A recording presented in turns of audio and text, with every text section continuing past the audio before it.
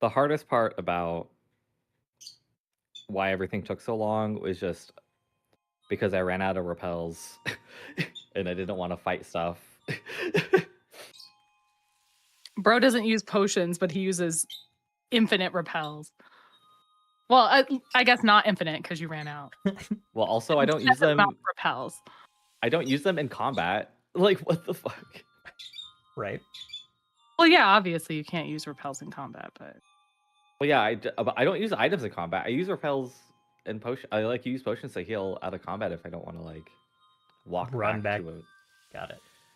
Yeah, if I'm like in a place where I can't like heal easy. I was gonna ask how you deal with poison in particular. Yeah. You're not berry maxing like me. You don't have hella pecha berries to heal your poison.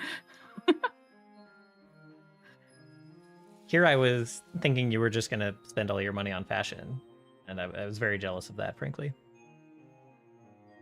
Just get the amulet coin. I'm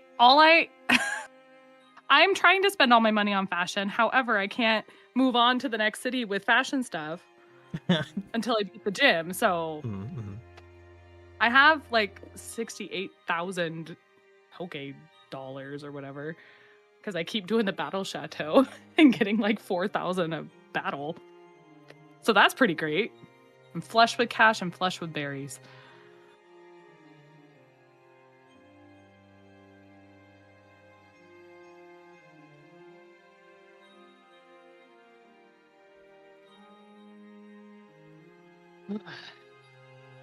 But yeah, got really, really horrible news at the end of the workday and had to hang back a little to support my coworkers. So sorry, apologies for being the last one here. But everything's not okay, but we're okay. And I'm excited to escape into our game. Yeah. I would typically be very curious and ask more about that, but I did already hit go live and I don't want to. Yep. Yep. No. Share. Dish. No. Dish. After not streaming, it's not my news to share. Well, it's not my news to share publicly and recordedly. Totally, yes.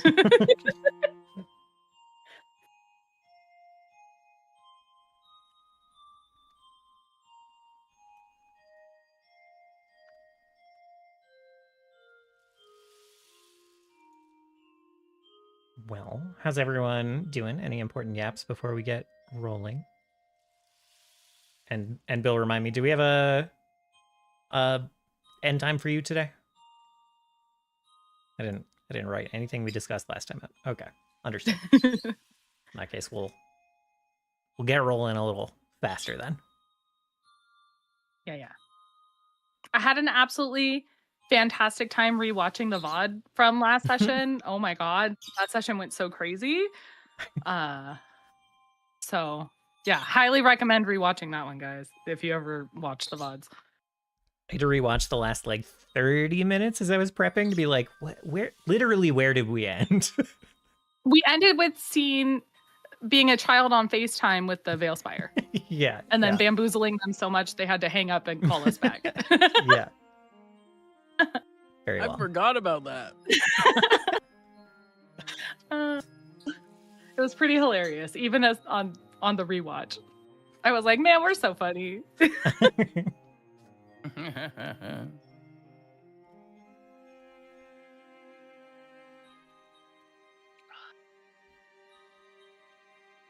All right. I would like to give the recap for last time for absolutely no reward other than our gratitude. You guys can be grateful to me. As I said, I rewatched the VOD because so much happened that how were we supposed to keep any of it straight? We opened last session with Martel getting completely overtaken by the Seraph. The Seraph saw all of our faces until Isha had the clever wherewithal to cover his eyes. And then he asked Isha a question I don't remember, and she gave an answer that I don't remember. And then we reunited. The lady and Lord Oradine. They had a very sweet little reunion we got to witness. And then Isha turned her attention to Luca, and Steris hightailed it out of the air to try to intercept Trabert before it was discovered that the collars were stolen. And then she found out about it immediately. I left Turris unattended, and he immediately tattled on me about having my sister in stasis. And I do it again. I know. And then we had big confrontation in the hallway of the stasis chamber. Steris forgave Trabert for doing the thing he said he was going to do and getting her the collars. Steris had the collars in her possession. Confrontation occurred, resulted in Steris forgiving Isha, ultimately, after Isha gave her the means to save her sisters. Turris and Steris are on their way to becoming gods. And then Scene FaceTimed the Veilspire. And we debriefed Isha on everything that kind of happened while we were gone as well, but that's,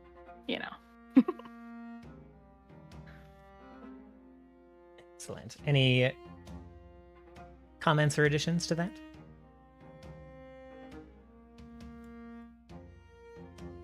No, I'm good. All right. There was an absolutely crazy amount of information that Isha dropped on all of us. And I do have it all typed up in a Google Doc, but I will not read all of it right now. Gotcha. There was a lot of information flying around last time, for sure. Just an incredible amount of information, actually. And this time, instead of dropping right back in with our party, we will start quite a bit to the west and quite a bit high above the ground. Camera visiting another character here for the moment. And we see from the back, we see a hooded figure standing on a balcony made of pieces of smooth black stone, not dissimilar to what the Arx is made of. They're wearing a cloak that is red, covering their head. There's writing around the trim of it, recognizably utopian, even though the cloth is a little worn and tattered, kind of fraying at the edges. Don't see anything of this figure other than hanging just under the cloak. There is the head of kind of a rough-hewn hammer hanging at this figure side. Humanoid, I should say. They're staring down at the edge of this balcony at the landscape below through the kind of shimmering silver tear. And you just barely make out a world, make out grass and trees and a slightly smashed and destroyed structure far below. And around the tear, just nothing, just blackness. No moon, no sun. Just very distant, dull points of light washed out by kind of the edge of this silver tear that this structure is descending toward. This figure, as they're staring down over the edge of this balcony itself, kind of battered and damaged from some altercation long ago. He kind of shifts, stands up a little bit straighter, and slightly turns his head under the cloak and says, "Brother, a beautiful world you have led us to. I can see why my gods chose it as refuge. What is the state of the war?" And then the voice of the Seraph reaches this fellow's ears, saying, "Just begun." I have found a second font of power chained by the four. The land below is yours to conquer. I trust that you will do so with accuracy and vigor. I only ask one thing of you in that process. The fortress that ferried them to this world has reappeared.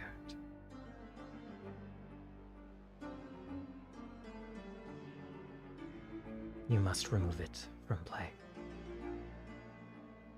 And then this figure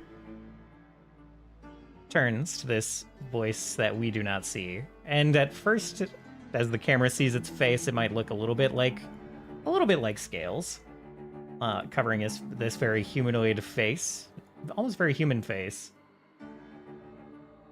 But then one of those scales kind of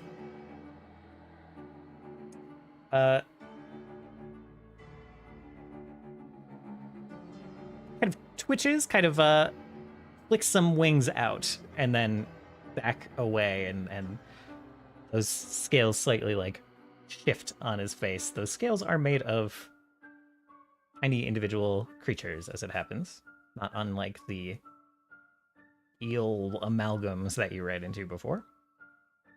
And he says, I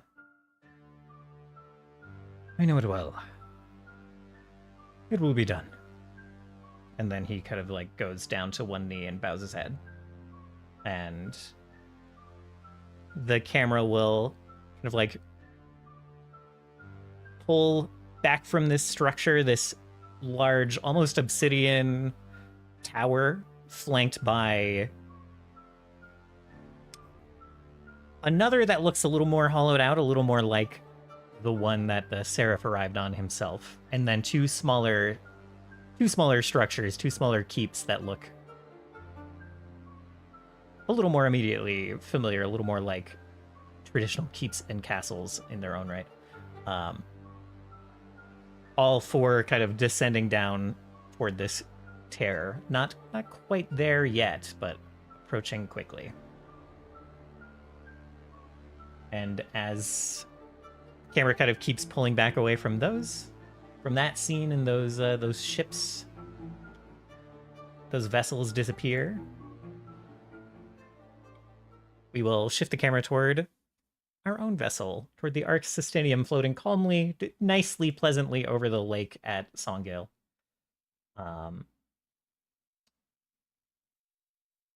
To the party, perhaps coming back together in the hallway, having two very different discussions across the hall from one another.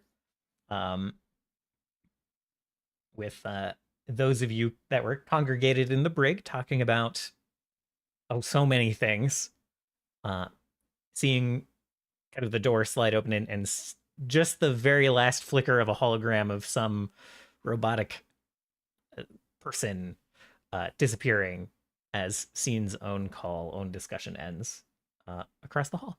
Oops.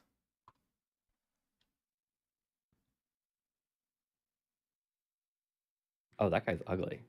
A little bit. Sad because it didn't load for me. It didn't load. It said a featured image. The subject is not known. You may have had it may be finally your turn for the logout. It's my turn. You might have to refresh and log in again. Mom said it was my turn. For the Right, it was my turn. Okay. All right, I'll get this taken care of. All right.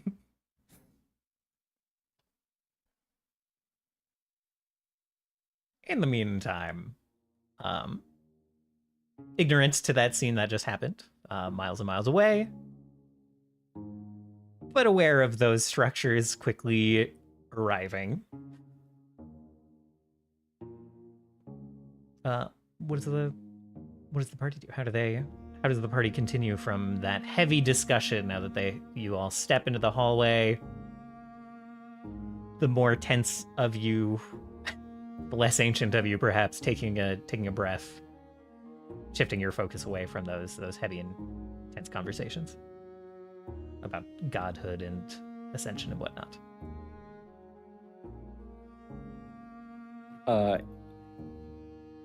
I guess we came in to having that conversation, right? And yeah, you heard Scene talking to someone from like the hallway, and then the door slid open just as this image of someone like Envoy a little bit, not dissimilar to Envoy, although four-armed, like turned away from Scene, and their image flickered out and disappeared.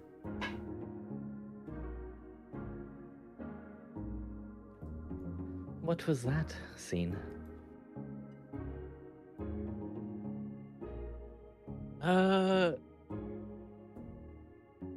Well, we got a message from the place that this is linked to, the Veil. Veilspire? Yeah. That's the one. Oh, yes, them. What did they say? Yeah. I think they said that we shouldn't be flying this thing around. Something along those lines. Kind of boring. No, why would we stop? Exactly. You told them that, right? Pretty much, yeah. Perfect. What did they say? I can almost Isn't guarantee you important. that they're just going to have a discussion that goes nowhere. That's what I thought too. So, yeah, that's pretty much it.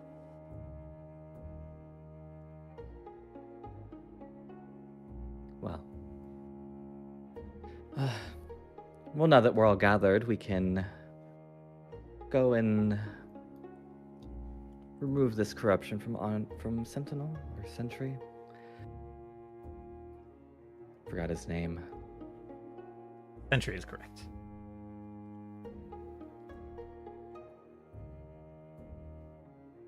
And I suppose Crystal can notify Scene if the Veilspire tries to make contact again.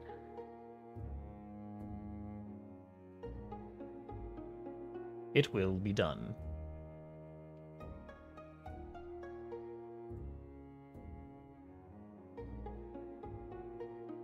Turning my attention to something else sounds like a great idea. And Sentry's been quite patient already. So getting to him seems prudent. I agree. Isha sort of walks over to Scene, and she leans over. I know the devils want a stake in this world.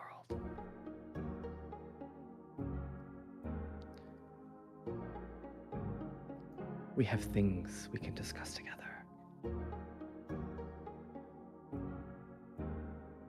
Scene will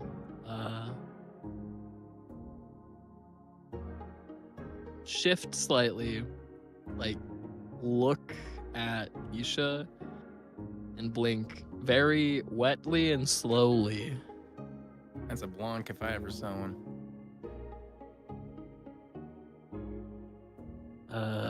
Yeah. Sure, yeah. I wasn't talking to you. The winding of Tuveshtav, like some of the tuning pegs just kind of like turn themselves, just like self-tuning just a little bit. And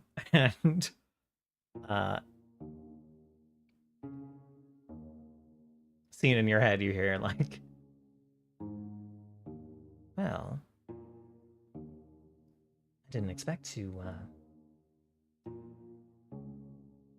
such an open invitation after how you all dealt with the last devil you ran into. Tell your friend I would love to sit down and have a have a discussion about, well, whatever they would like.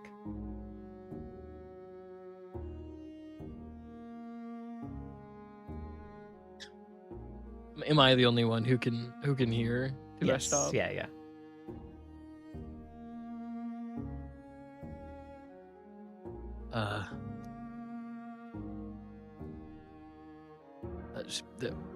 She said that sounds great, pretty much. Excellent. And then Isha will sort of like, something you'll notice is that her movements are like very stiff. So when she like is leaning over scene, she's like hinging at the hip 90 degrees, and then she like just her upper body moves back up. Okay, well, sentry now.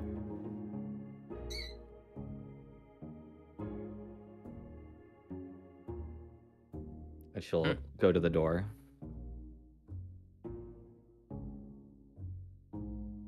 It'd be nice to get an ally, right as rain. So did the rest of us know about Tuveshov, or was that like...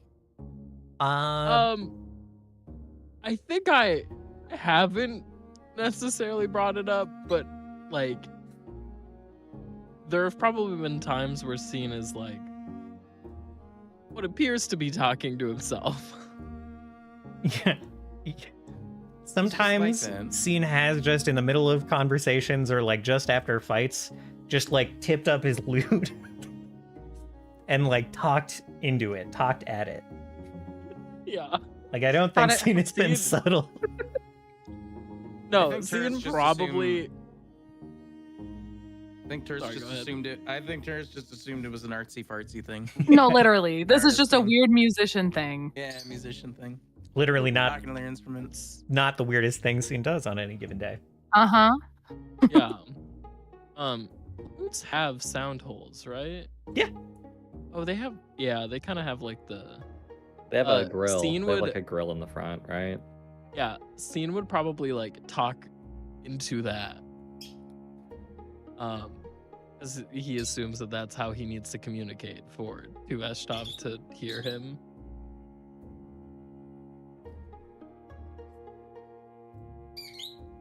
And Tuveshov, I don't think even sees that you're doing this. Like they don't have eyes and that. They get images like from Yeah. you sometimes.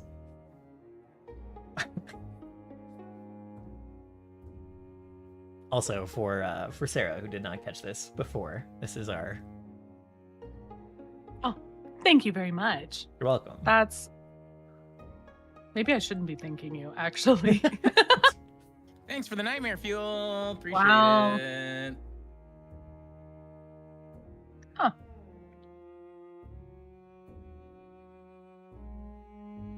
Thanks, I hate it. Valid.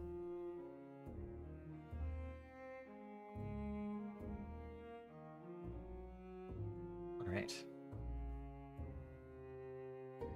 So you haven't had any jobs for Sentry, really, right? He's just been hanging out. He's on bed rest. Yeah. On bed rest, waiting for us to save him. Yeah. All right. I think he's just been in the workshop? Question mark? I imagine. Actually, I don't know. Terrace, you tell me. I'm pretty sure it was Envoy that was working on getting the little ball mechs working, right? Yes. They both were, but they were. Mostly Envoy that knew the little back trace entrances to. Sentry could control them, but he couldn't rewire them. Yes. And Envoy could rewire them, but he couldn't control them. Is I think how it worked. That is out. correct. Yes. Yeah, that was the last test guy set them on, and I think they got 2 out of 3. Yeah. I don't know if they've been working on the last coconut. They have 3 out of 3 done now. Excellent. At this point, I would be pretty confident that I could do it now if they didn't. But aside from that, yeah, I don't think I gave them any specific tasks that I overtly told you. I didn't think about any of them. I could give them. But yeah, they would just be idling, charging in their charge ports at the tower? Yeah. Sounds good. I should have somebody do forward research into, or scouting into the next floor of the tower, just so we can get some info on it before we go. Not a bad idea. I don't think that would be a them job, though. I don't know.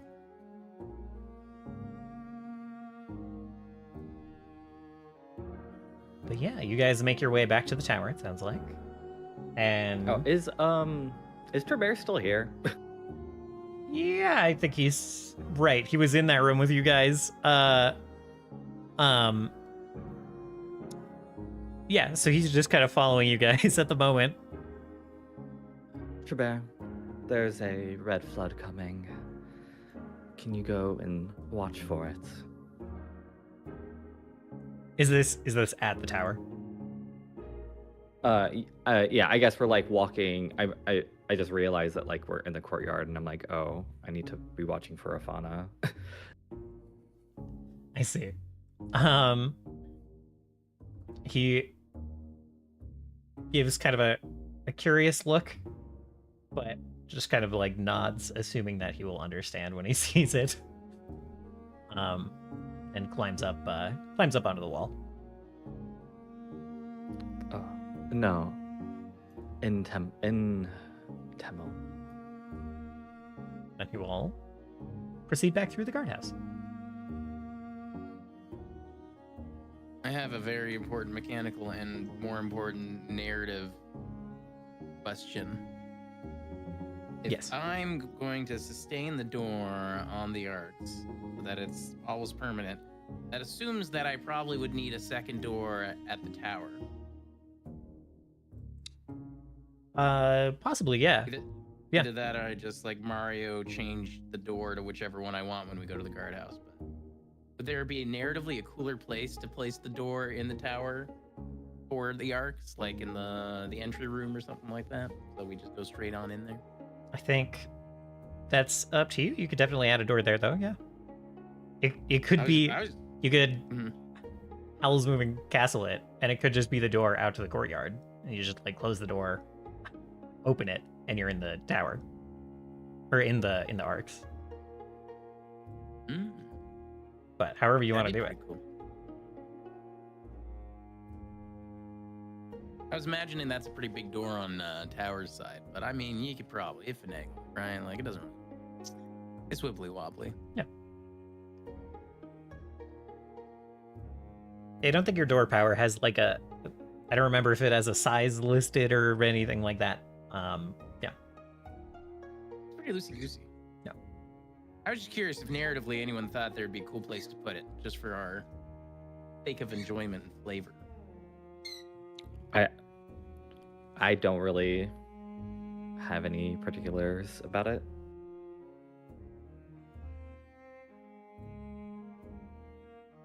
Maybe there are rooms that would be cool to link between the arcs and the tower. I'm not sure.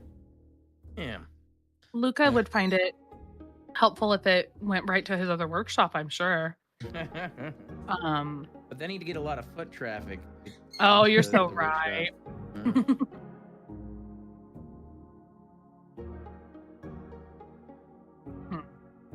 I do like the idea of a different location. I just don't have an idea about where.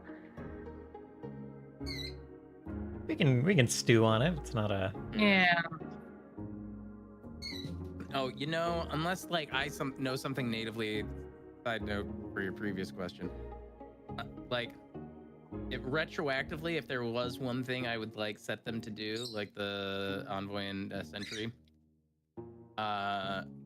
maybe would be also taking a cursory look at fixing the was it the ley line hookup in the tower, if they can get access to that. Okay. I feel like they could probably be useful in that. All right. Got it. That is definitely something Envoy can help with, so he would agree to that.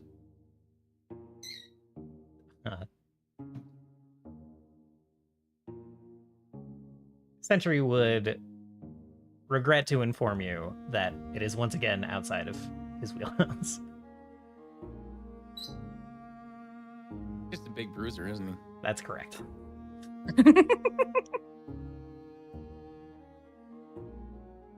mean, I could send him up to the next floor just to take a look, and we'll just throw monsters at him, and he'll just be like, "Yep, there's monsters here.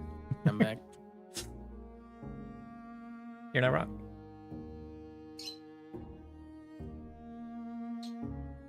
All right, anyway. But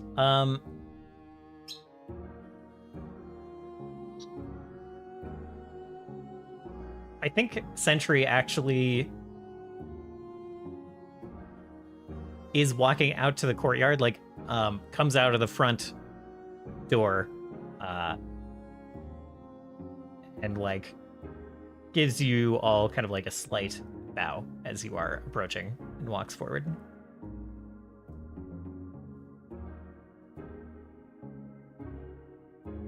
Returns the bow.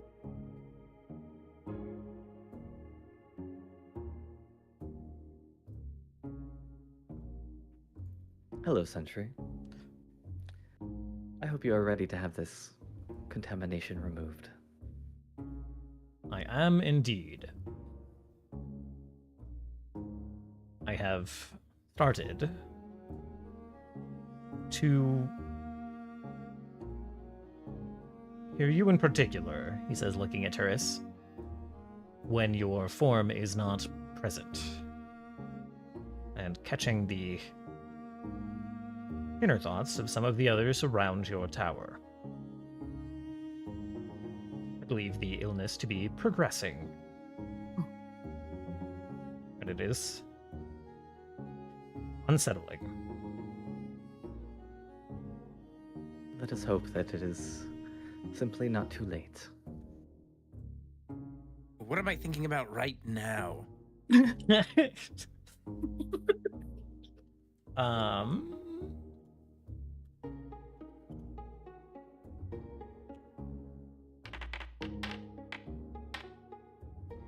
Kind of tilts his head. It comes and goes. I do not know how to control it, nor have I made attempts to figure it out. Here's a hint. It's long and sturdy.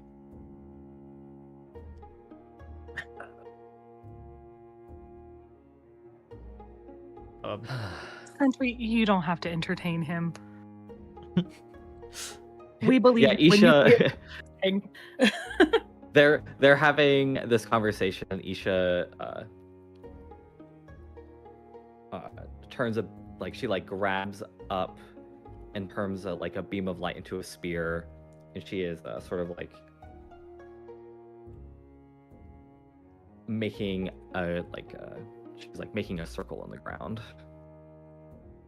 around Sentry. As that is happening, Those draw Sentry, bridges, by the way. I was going to say a support beam. He is in my head. Did you not just specify that it was a drawbridge?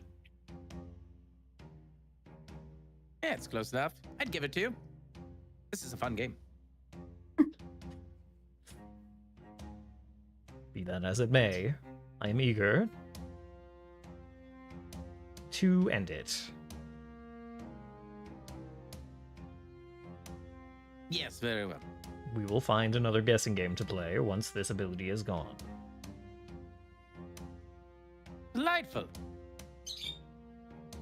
And then Sentry kind of looks down and takes note of the circle being drawn.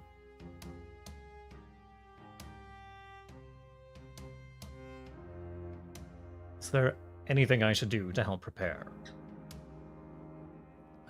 If you could pull the body out that you are hosting within yourself.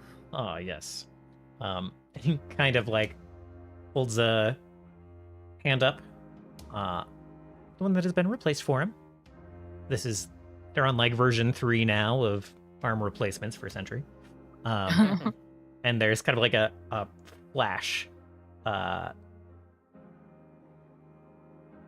And first there's a bit of light just in the palm of his hand, and then it very quickly turns into the deceased form of the Gozereg that was impersonating Queen Redmore.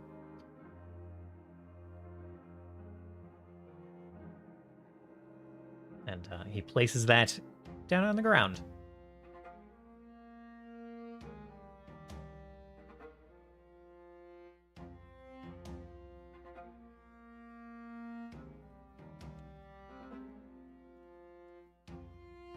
Okay, I need.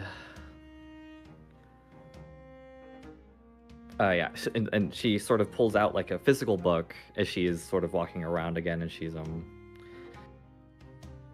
I require 2 of you. Right. I require a religion check and an occultism.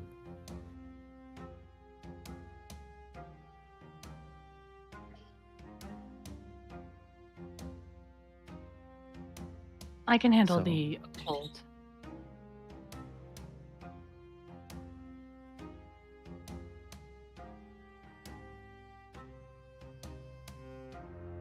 Can anyone else do the secondary religion casting?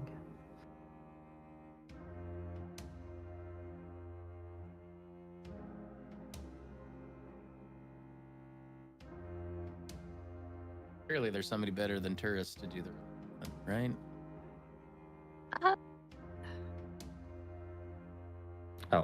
Actually, I guess you do count because you can cast a spell. Turkan. There you Well go. enough, Turkan.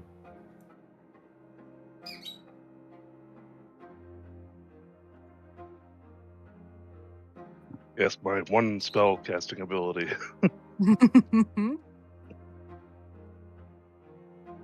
Yeah, no one else needs to be more than an expert here other than me. So.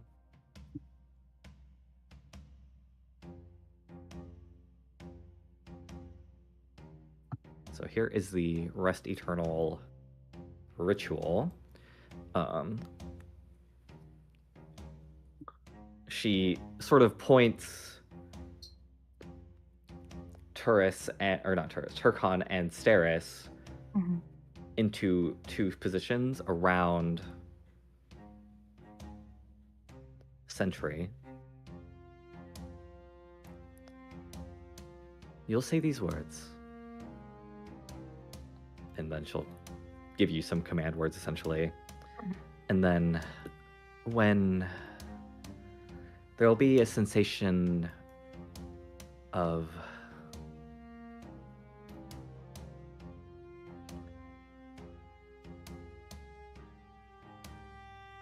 how do I explain? Like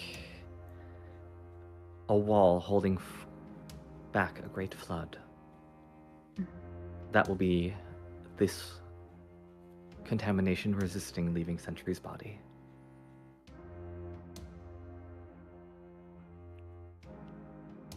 You need to break it. And then you need to funnel it into the corpse. Okay. Turkon just nods solemnly.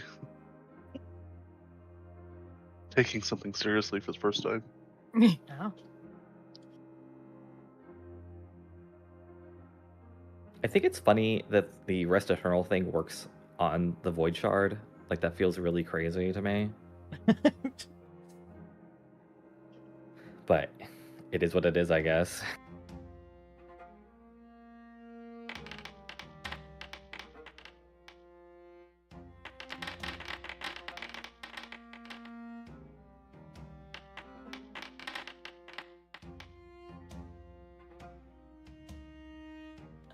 Okay.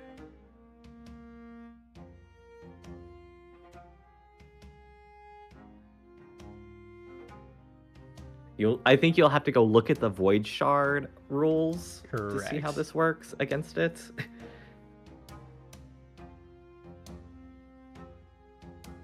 Do you think putting it off for a couple of levels has actually helped you guys? Excellent.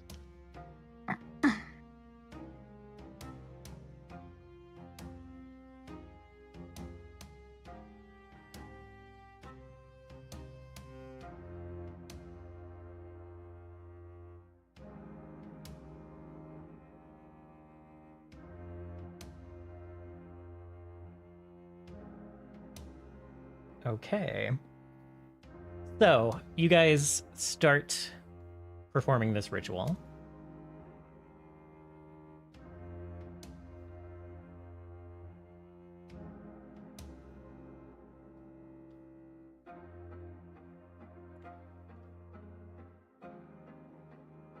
Okay. You guys start performing this ritual, and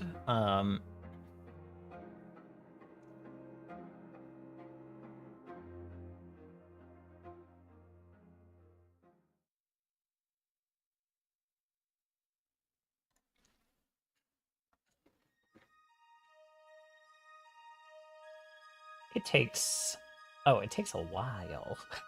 Yeah, this is a long time. Okay. So for a long time, this is going to take pretty much a full day. Not, you guys aren't like,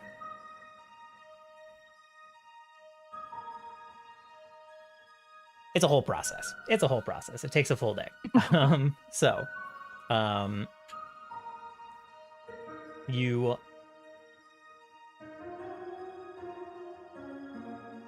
spend the first hour or so, the first couple of hours, kind of like beginning this ritual. And as it starts to take effect on the Gozreg corpse that you have placed here, and it starts to kind of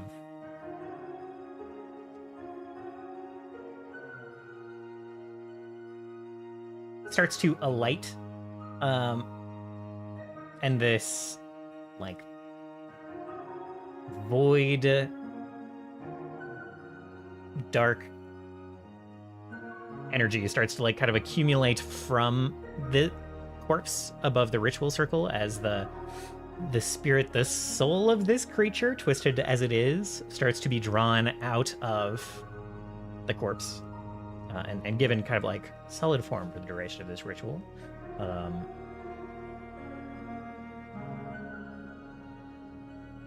At the same time that happens, Sentry kind of like lets out kind of a involuntary groan, which from his robotic voice sounds more like kind of crackling static and like reverberating metal than like an actual cry of pain from like a person. Kind of like already is down on his knees for the start of the ritual, and then kind of like doubles over as the corruption that is kind of like spread through that crystal on the front of him, that orb that powers him. All of the corruption that is in his body starts to get drawn to that point, and the kind of purple rust cracks and flakes that have spread across some of his plating starts to get drawn that direction as well, leaving kind of the clean brass behind. And finally, that energy starts to get pulled out of him as well, out of that core, forming this like ever-growing sliver of just this purple crystal, this purple-black crystal that was initially pressed into Sentry to start this transformation. And it's a slow process. It happens like a little bit at a time, where like first this sliver is drawn out, and then his body kind of relaxes. The intensity of the ritual kind of subsides, like the light of the circle kind of goes down.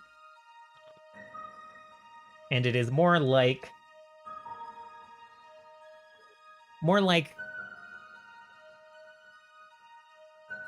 kind of slowly drawing it out a bit at a time, rather than like a continuous thing. It's like one big pull, and then you all kind of stop and catch your breath, let kind of like the magical energy kind of lose some of that tension. You let go of some of the tension a little bit, but like keep your hold on it. And a lot of the difficulty of the ritual just comes from how long it takes, how much of an endurance test it is for everyone.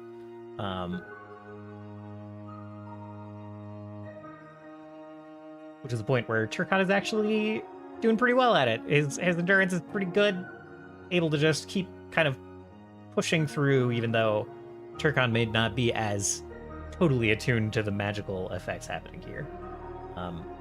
But growing more familiar all the time. And after a few repetitions of this, after almost 24 hours of this, off and on, being tended to by the others as they realize the ritual is going to take so long, tourists bringing over snacks, etc. Probably just like lots of that as the ritual is going on. Lots of support from the other people in the tower. You are brought like water and food and whatnot from the others here as you catch your breath between attempts. And the next day, a full 24 hours later, all of your eyes like a little sunken dark circles under your eyes. The corpse of the Gozreg just almost totally dissolved in just this swirling purple black sphere bubble, just hanging in the air above where the corpse used to be.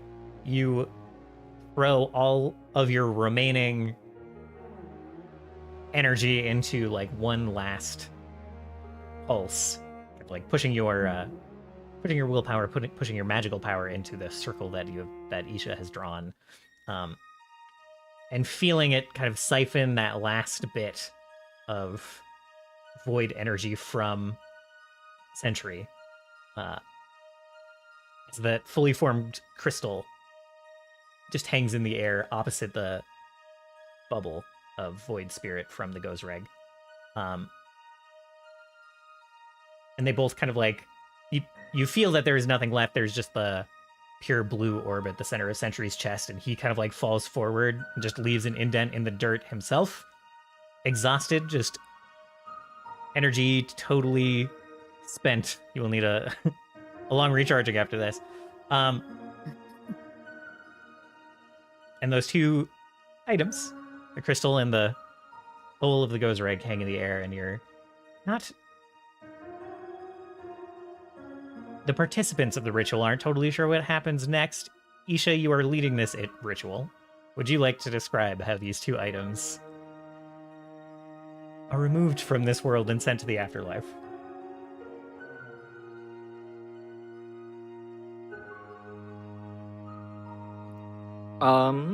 Yeah, sure. So I think does the void shard actually?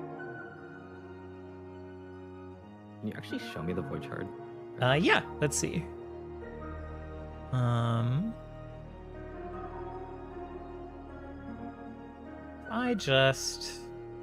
one moment. Let me put it on your character sheet. How about that? Works for me.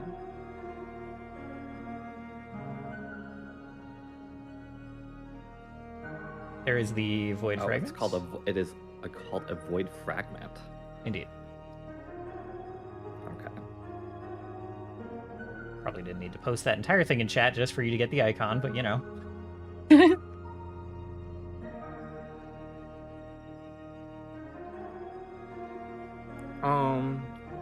Okay. So yeah. So I guess like there's the fragment and the soul that are sort of like floating above Sentry. Maybe like slowly orbiting him.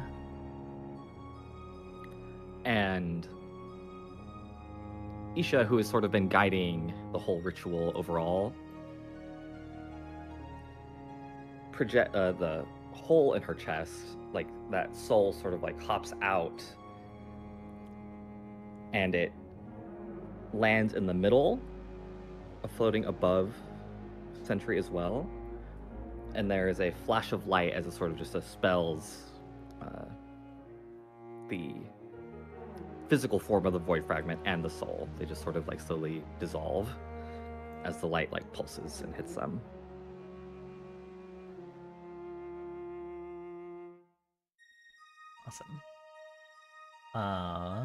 As you...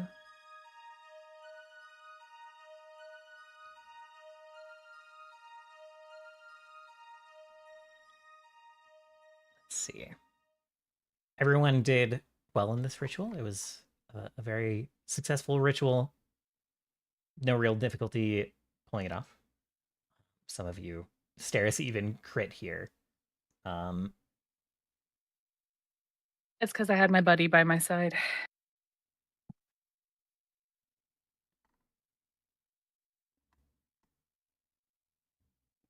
Isha, you sense kind of a... There's no words, there's no... You don't see anything here, but there's this almost sense that like the boneyard was resistant to receive this spirit. Not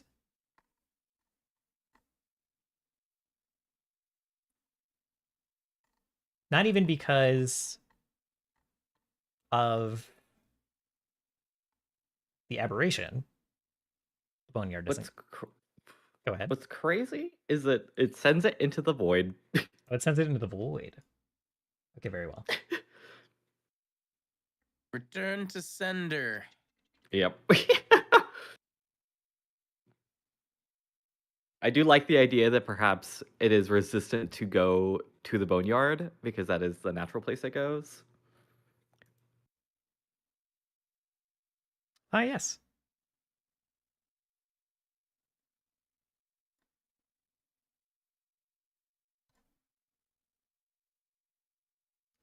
Very well. Never mind.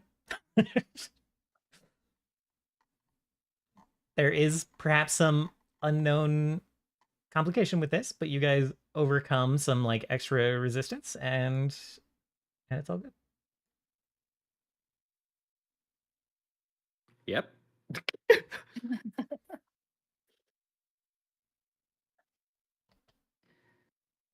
So Sentry just lies, again, just on the ground in like an indent of this dirt compacted by his relatively heavy, large form.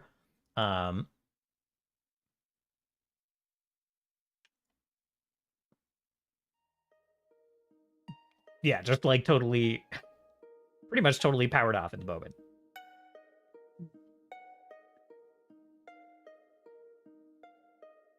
Somebody hand me some charcoal. Or ink.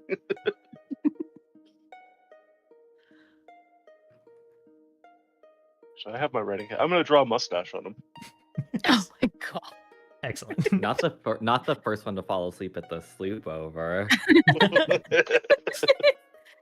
Oh. Small price to pay for you saving him. I think Sentry has a good enough sense of humor. You might keep it. He very well might. Go really well with his hat. Yeah. Turkon's actually doing him a favor. It'd just be really fitting. Draw on a monocle as well. Excellent.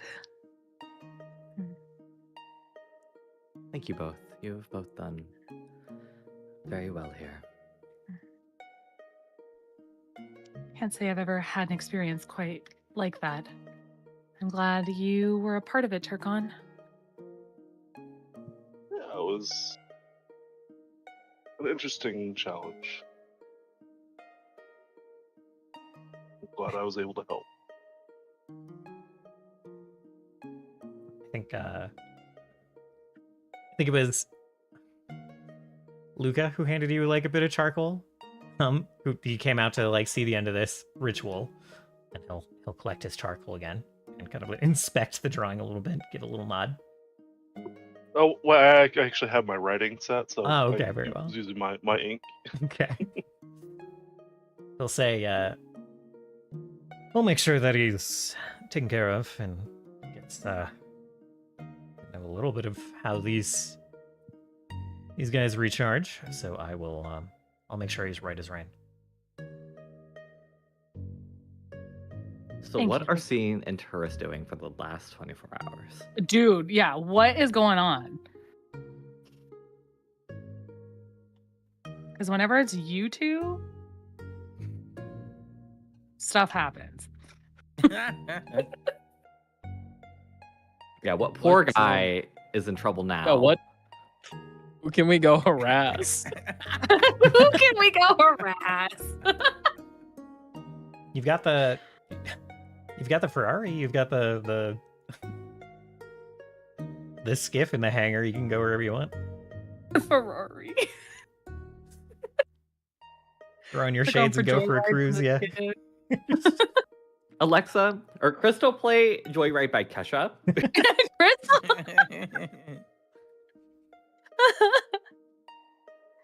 Crystal sighs, and there's a delay in compliance.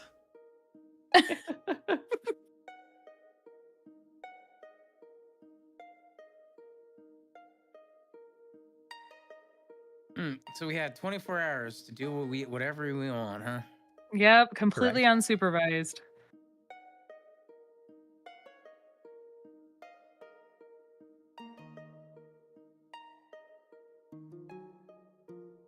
I'm thinking a Blues Brothers episode.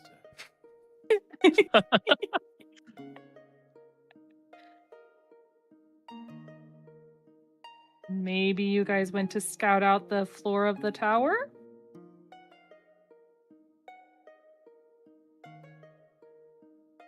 Is there anything particular that Scene would want to do?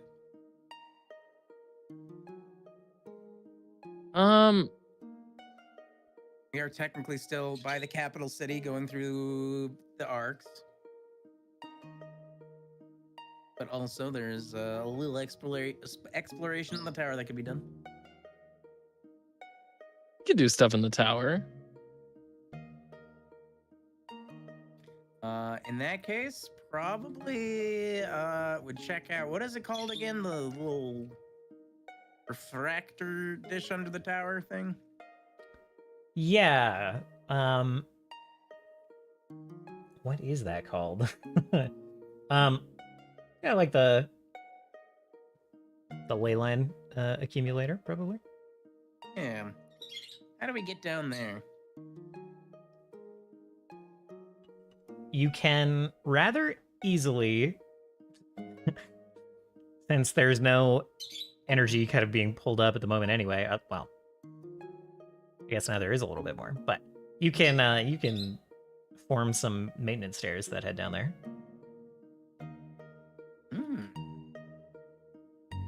All right, we'll do that. I assume that you don't really have anything prepared for like above the tower right now. I do not have the floor ready. If you want to take a peek, I could give you a description of what you see. Sure, we would probably do both. Okay. As for the accumulator, you just see that there's like the end of one of those plasma balls, like the part that actually like draws in or sends energy out to like the shell of the plasma ball, right? There's like a little bulb like that at the bottom with like this kind of, it would be full of liquid, but it has been cracked and broken. And so there's just remnants of this kind of silvery, kind of mercury-like liquid. Maybe it just is mercury on the ground below it.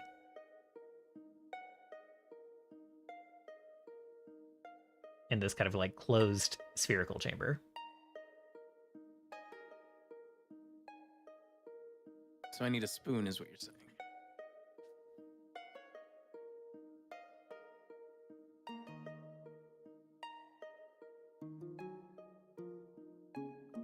And in that cracked vessel, in that like thick glass orb at the bottom, that's kind of like suspended in this chamber. There's like a little there's like a stone in there, and that seems to be intact. Just kind of like this this crystalline square block.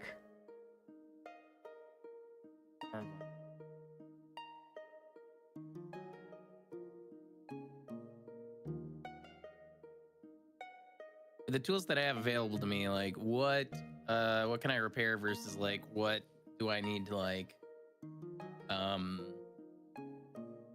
find in order to repair this?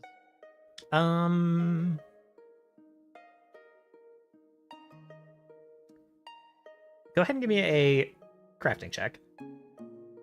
Or an arcana check if you'd like.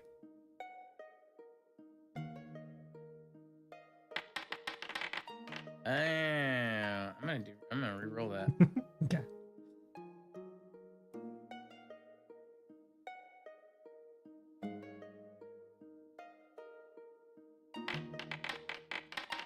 Incredible. Well, I guess It's quite a bit better. Remember that this is also a 29 with mythic proficiency. right. And this is not a challenge like tier level. So this is not a crit success, but it is a success, is a comfortable success. You think that this broke when you came to life, when you received consciousness. This thing got like overloaded and blew up.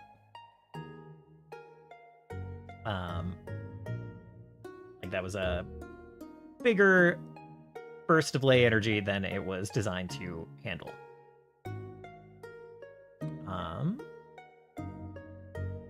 It was my womb, if you will. Oh boy. I suppose he could have been born in the mercury tub at the very bottom, but so probably easier to make a new vessel than to fix this one. Like take this cube out of this one, make a new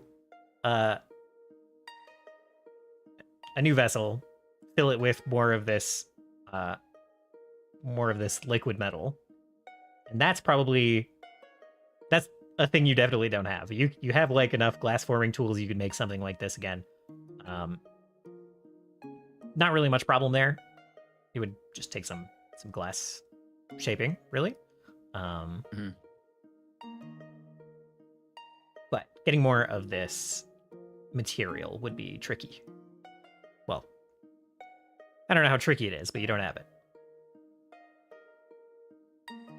Scene, we're going into town. Get the Ferrari. Yeah, Scene would go get the... I don't know what you specifically called it, but... and you don't know what this material is, by the way. You're not sure what this liquid metal is. Oh, okay. Scene, we're going to Envoy.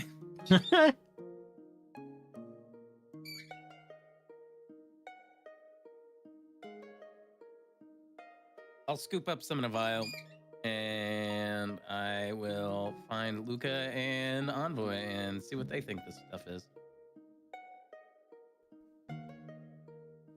All right.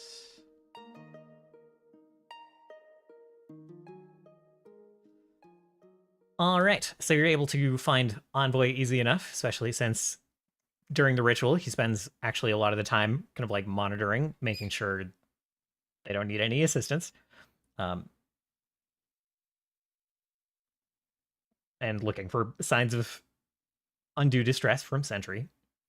Turns out there's a lot of signs of distress from Sentry during the ritual, but, you know, keeping an eye out for an emergency. But yeah, you're able to pull him aside.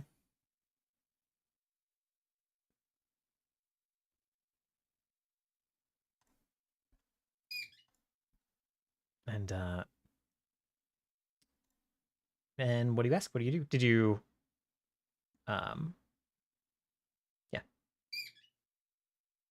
I'll pull out the vial and be like, Sentry, I need your assistance. I need to identify this this liquid and find more of it.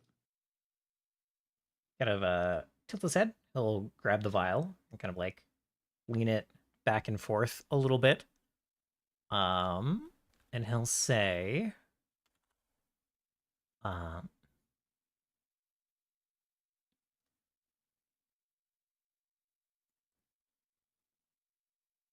would you believe that you are not the first person to ask me about this material?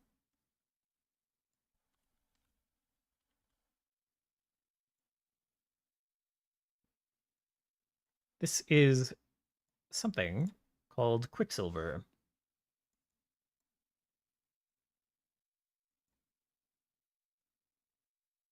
Very rare material, very useful for alchemical designs.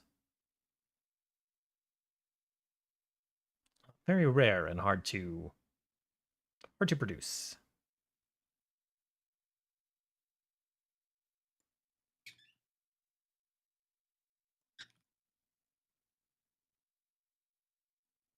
Well, that begs the question, who initially asked you about this?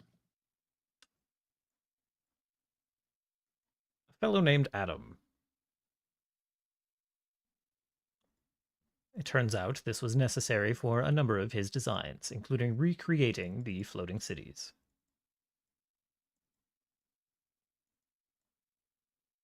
I wonder if it's possible for the tower to float one day.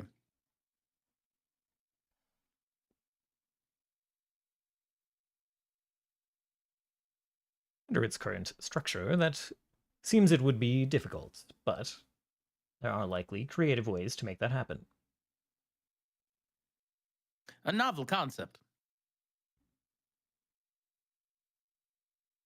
Do you have any idea in the mortal worlds who might have access to quicksilver like this these days?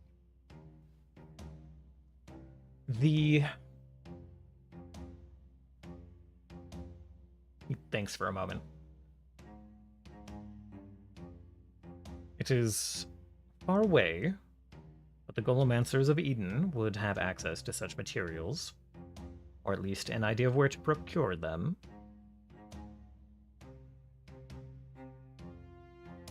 Of course, King Rurith may know. He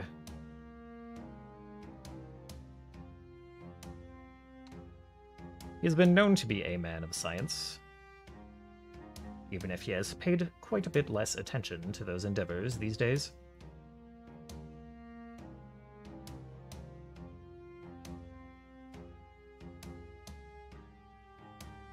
And let's see, what was the name?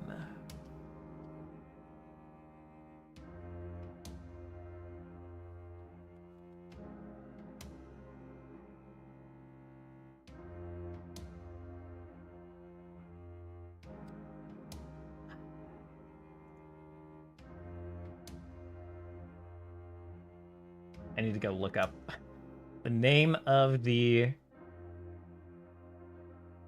empire again, but he says there's another empire across the sea renowned for its scientists. Let's see. Yeah, I need to find where I wrote that down. Was that the Golomancers of Eden? Golomancers. Oh, Golem. Yeah. Golem.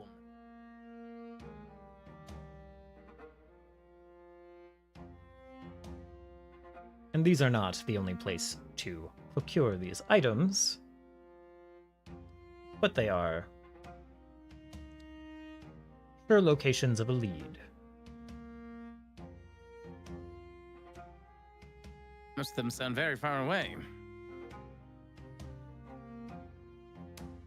Yes, to find a local source, and I am afraid I am not familiar with the markets around here. Perhaps it's time to pay a visit to a queen.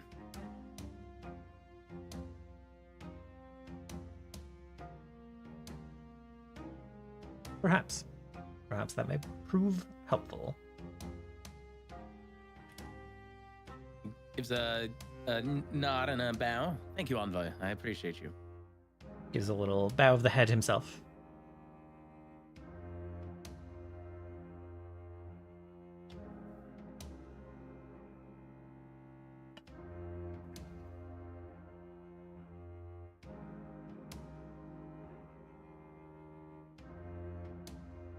he's gonna grab Scene, go through the portal, and head to the castle. All right. All right. Okay. You were able to set up an audience with the queen, no problem. She just receives you in just a much smaller meeting room, a little more relaxed than the throne room. Just a sitting room. And she'll be seated at a table there when you arrive. I heard you had a couple of questions for me. I have a couple for you as well. Ooh, who wants to go first? Why don't we handle yours first?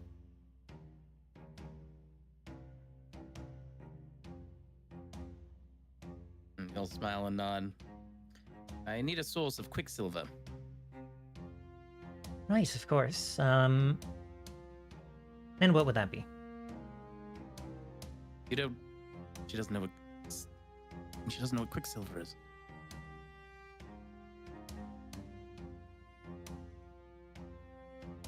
I have heard of it in fantastical stories. I don't know it to be a... It is not a material that we ourselves seek to acquire.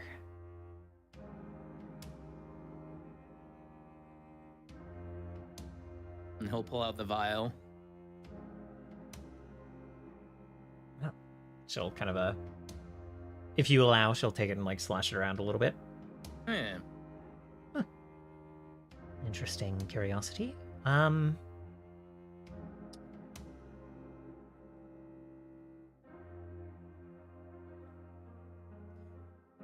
can ask. If I can have a sample of this. I can see if we have the like around. See if any under my employ know what this is. I would appreciate it. I'm sorry that I don't have a more final answer.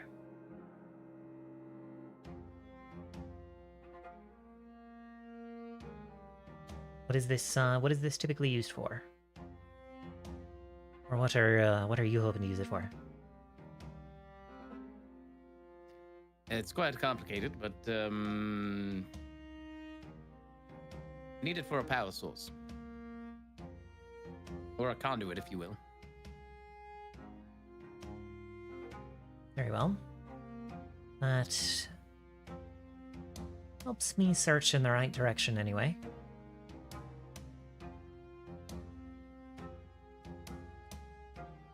Is that it for your question? All right, Scene, your turn. What's your question?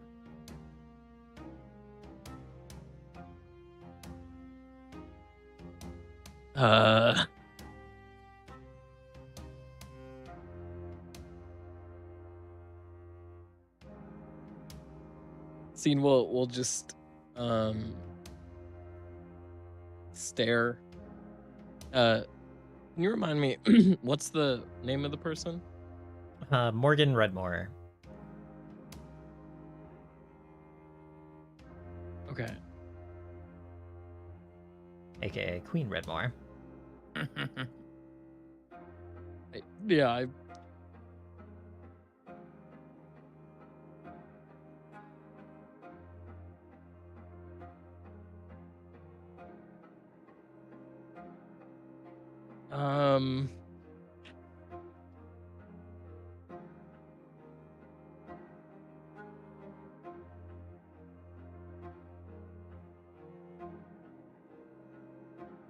sorry, I'm fully blanking.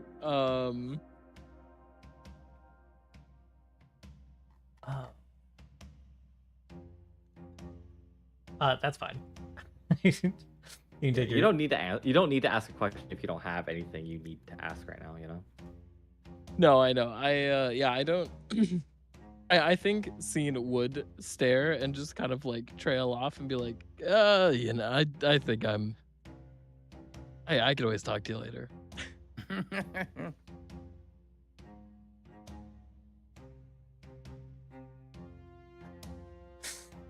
Very well. I would like to request for my part a bit of a discussion on... We're having some difficulties preparing for this war. It is already quite upon us. So, I would like to have a discussion with you and your companions about some of those difficulties. See if you can enlighten us, if we can enlighten you, how we can help each other begin.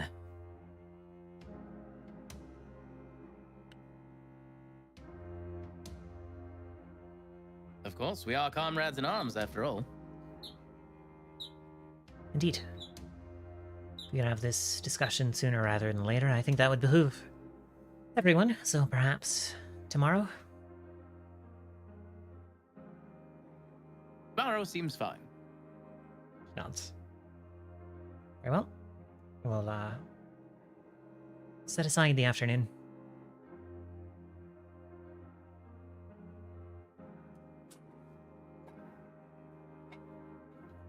I forget, do we as a party have like a quick way, aside from like dream shenanigans, to contact like King Rurith and whatnot? It's pretty much it's pretty much magic tricks of sorts. You don't have any kind of quick contacts to him, no. Okay. Well then, before I go, I'll ask her. Just one last question. Do you happen to have a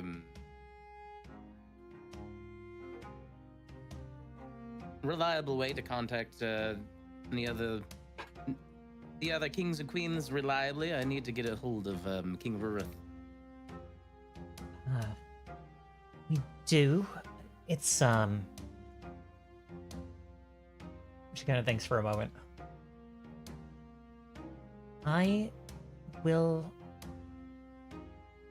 try to set aside one of our clerics for tomorrow afternoon. I will have them save the casting for you so that they can get a message out to Rurith. Oh, delightful. Thank you. She nods.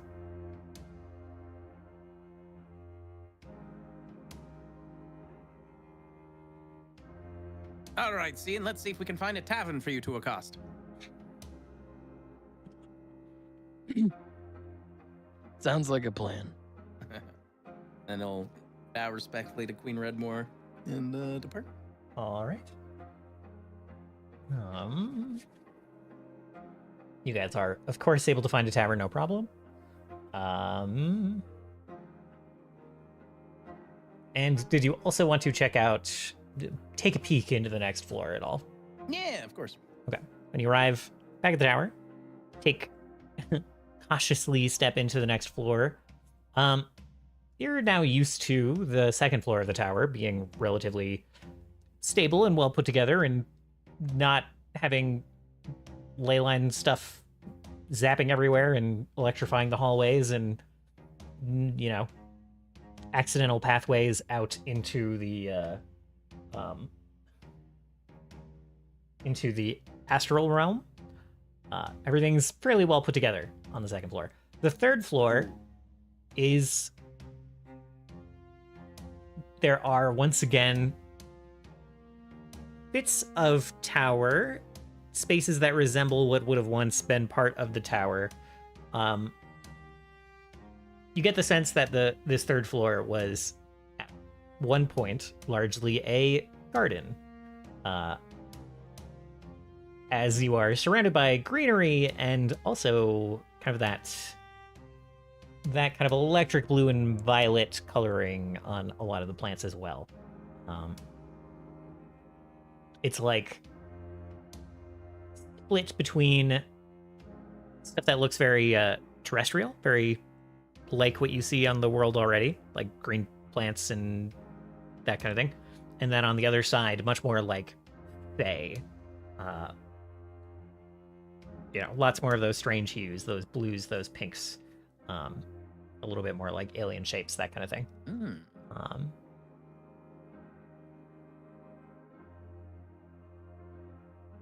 And the garden has not had tending in some time. It is very like dense in there, I would say. You can see where there were like walkways and pathways that are overgrown with moss and plants at this point. And that's just what you can see from the very entrance.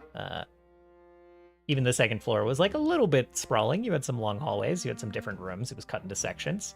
But that is all you can see from the relative safety of the door. Scene, we're going to have to hire a gardener. Or animate many, many shears. I think I'm sure we can find someone to adopt into the tower. I like your thinking. Let's go see how they're doing with the ritual, shall we? Sounds good to me. Question. For someone to be good at gardening, what would the skill be that they need? Would it be nature? Probably nature. Probably someone who was a gardener would have a would have a lore, like a gardening lore. But nature. You gotta pull out all those weeds. Nature covers it. Nature covers it. Crafting would also cover some of it, depending on like what you're trying to do. Andrew worked on a farm. True. He could help. Farmer with combat experience could be relevant. Yep. Yeah, could be very relevant. Actually. What about underworld lore? Because roots are under the ground, which is the world. That joke stopped being funny like 2 campaigns ago, Konnor. Underworld lore to bring it back. Would give you some very specific information about some roots, yes.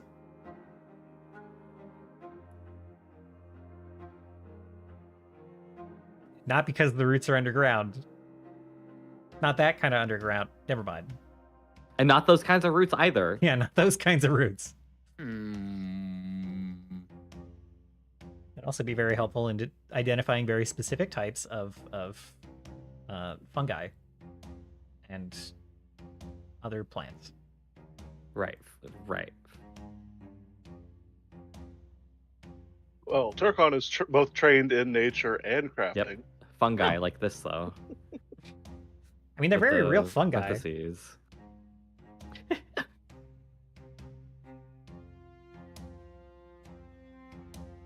A few different types, actually.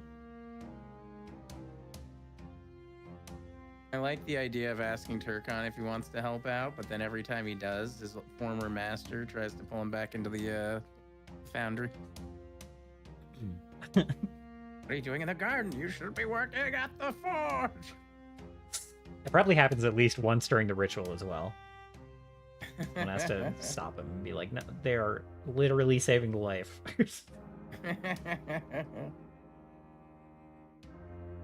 So you check out the ritual, still going that evening after you've done all the other tasks, and will continue to go on for another 12 hours or so. Man, I thought we filled so much time.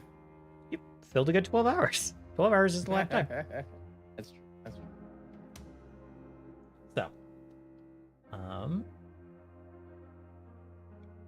those tasks taken care of.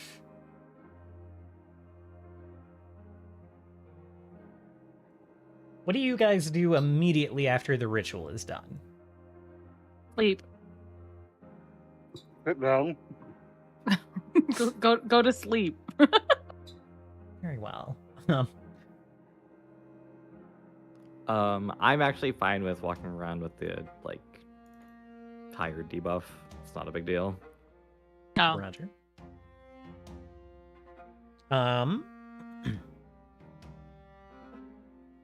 So, Terrace scene. There's a bit of a commotion. Some folks helping bring Sentry back to the workshop to get some rapid recharging in, fast charging. And you guys know that the ritual is complete. Man, perhaps I want to sleep, but then Turris is going to show up and say we have an appointment with the queen. You can sleep. I'm not missing it. Oh, okay.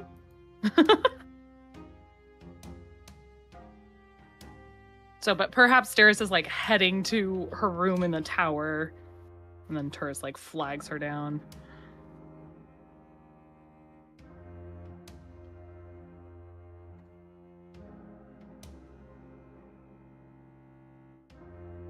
Lunch for the queen.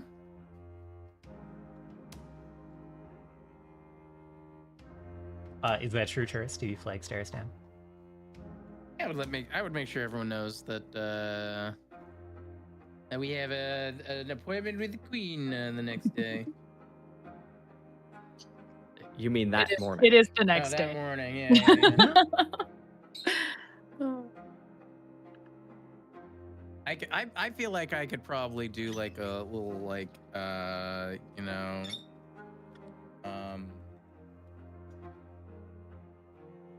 You're like the school PA system. exactly, You're the just school like PA system, exactly. Hold on, I gotta think. Where is it? Here,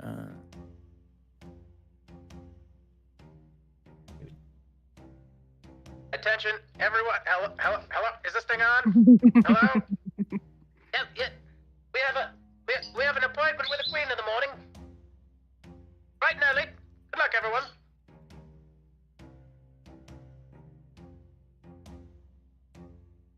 Technically in the afternoon. That was perfect. Yeah.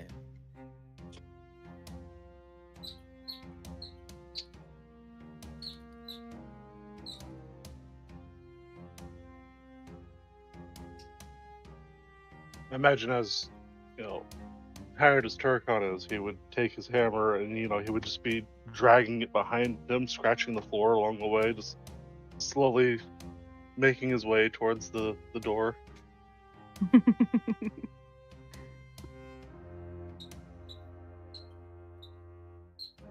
Just too tired to even carry the hammer normally. Too tired to even lift it. Poor guy.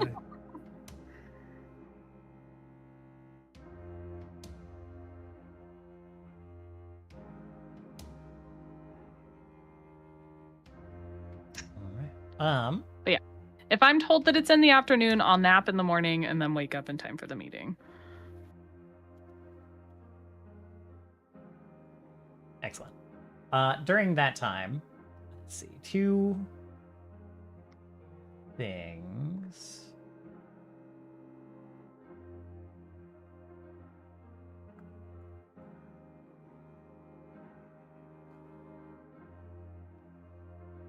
Okay.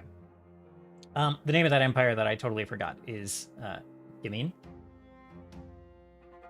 which has come up. Gamine? Yeah, Gemmin, which has come up one before. Yeah, one more I don't know time. if you guys talked about it. It might just be Turkon that knows about Gemmin. Gemmin. E-M-M-I-N.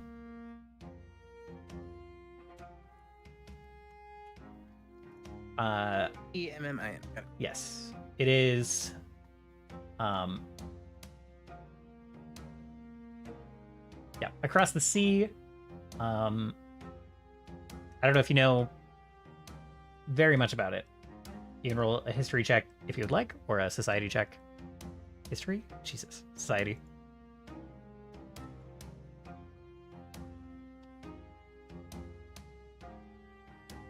Is that me or? Just yours for now. You just kind of heard this offhand. Okay. So you don't know a ton about Gemmin, but it has a pretty large population of Steno across the sea, like Envoy said.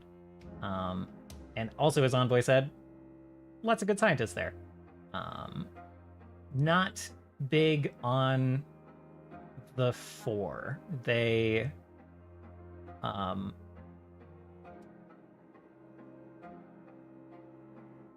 have kind of recently had a big shift away from the 4. And by recently, I mean almost immediately after the sealing. So almost 60 or so years ago, had kind of a spiritual revolution, away from the Four. And a lot of people who were worshippers of the Four were kind of like deposed and put out of power. My new best friends.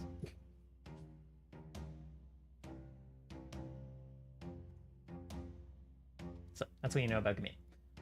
Also, meanwhile, while some of your companions are catching up on a little bit of sleep, morning to afternoon,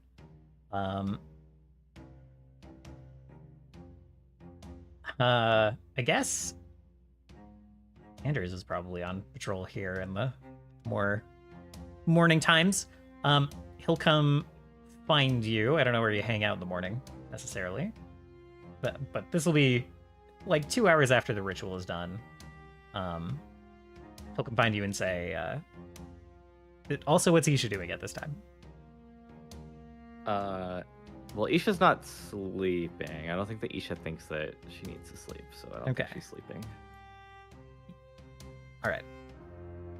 You are aware that the beacon at the top of the tower has been signaling to someone a collection of someones for a couple of days, timed, of course, right after you told Rurith to relay a message. Turris, Anders comes and finds you and says, I've seen motion coming up the trail, coming up the mountain. There seems to be a rather large group of armed men on the way. Are these expected guests? Do I know anything about this? Not that I told you.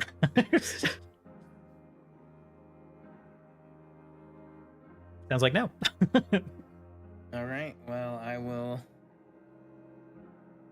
quickly message the entire party and ask if they know anything about this and start heading to the front. Not at the moment, but I will find out, I assure you. Very well. Should I be getting anyone ready? Rouse the troops. Do we have troops? We have several people capable of fighting. I'm still learning everyone's names around here, but rouse the people capable of fighting. Very well. I'll go find all of you guys trying to rest, and Anders comes in and wakes all of you up.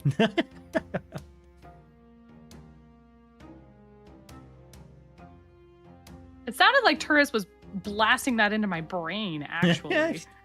You did get messaged in the middle of sleep. Message wakes you up. Go ahead and roll a perception check. And if you want to stay asleep, you want to roll low.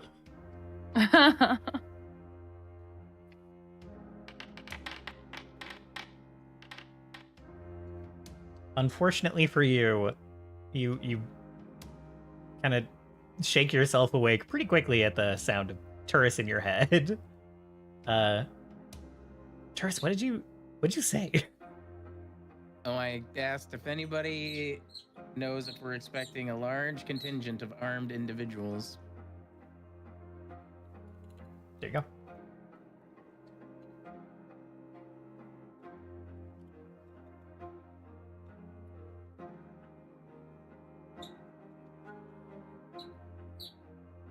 My response is the same. Ask Isha, not me.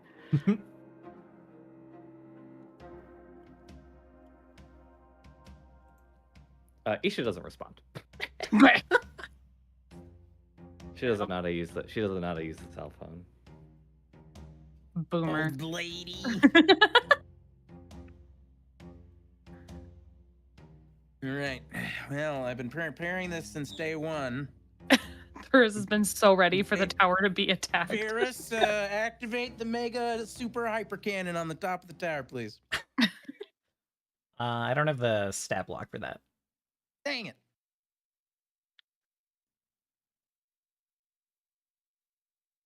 You try to activate the super ultra mega cannon, and you realize that actually the top of your tower is being held shut by a giant marble pyramid. And I get the crowbar. Get the crowbar.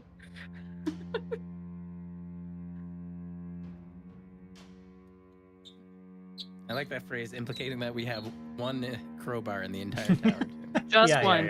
You only need one. Luca brought it to the Arcs. Yeah, and we have Luca to thank one for crowbar.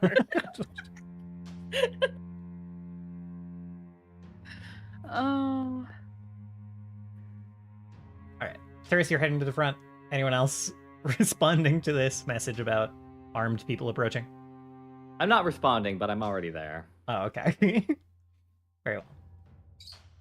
It's like that friend who looks at the phone but doesn't respond. That's me right now. That's also literally you sometimes. I did look at the message. The red receipt said message seen. There's no response. You mother. I can fail my perception check on purpose, can't I? You can reduce your success. I mean, you could just ignore the message. You could roll over. Yeah. Never seen nor heard. Seen, are you showing up? Yeah, Scene will show up. Right. So it's the three of you at the front of the courtyard. I don't know if you're in the gates, atop the gates, but wherever you're hanging out, you see a column of, as Andrew said, quite a few armed individuals, like marching, and columns of them. More than 100, less than 1,000. But like a considerable number of people. And once the tower comes into sight for them, and once they kind of like see the walls there, one in particular kind of like walks to the front. And anything you would like to do before I continue babbling? Isha is just sort of like I mean, well, Isha knows who's coming, so she's really not that afraid. Okay. And she is sure, yeah. She sprouts her wings and she's just sort of like flying over to them. Okay. Yeah, you see walking in front a blonde fellow. All the soldiers, once you get close, are just very clearly wearing Lanovan colors. Well, not all the individuals, but, you know, the ones at the front, including the one kind of walking in the front, who's this fellow with long blonde hair. Very, like, kind of hazelnut eyes. And armor, very, like, shiny, polished, well taken care of, with some runes etched into them. Let's see. And so you sprout the wings and kind of fly toward them. He'll kind of like hold up a hand, hold up his left hand, and the columns behind him will like stop marching as he kind of like eyes you approaching. His right hand just very obviously kind of like goes to rest, not draw, but goes to rest on his sword. And waits for you to approach. It took you all long enough? Like quirks an eyebrow, and he's like,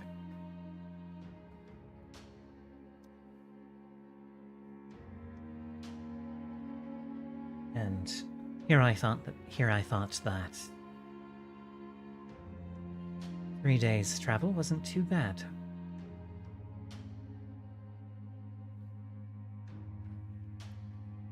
I assume you are. Well, I assume that you are expecting us. of course, follow me. He like opens his mouth to introduce himself, and then kind of Yeah, Isha sees that it's not the funny one, so she doesn't care. Great. So, he'll turn to his to the troops falling behind him and say, "Hold here a moment. I'll be back," and he'll follow you. You don't need to make them wait. I can assure you that this place is safe.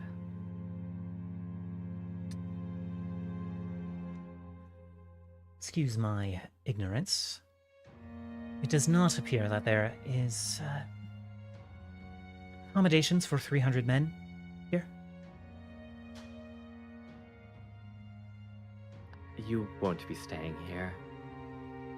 So there's no need for 300 men to be stationed here.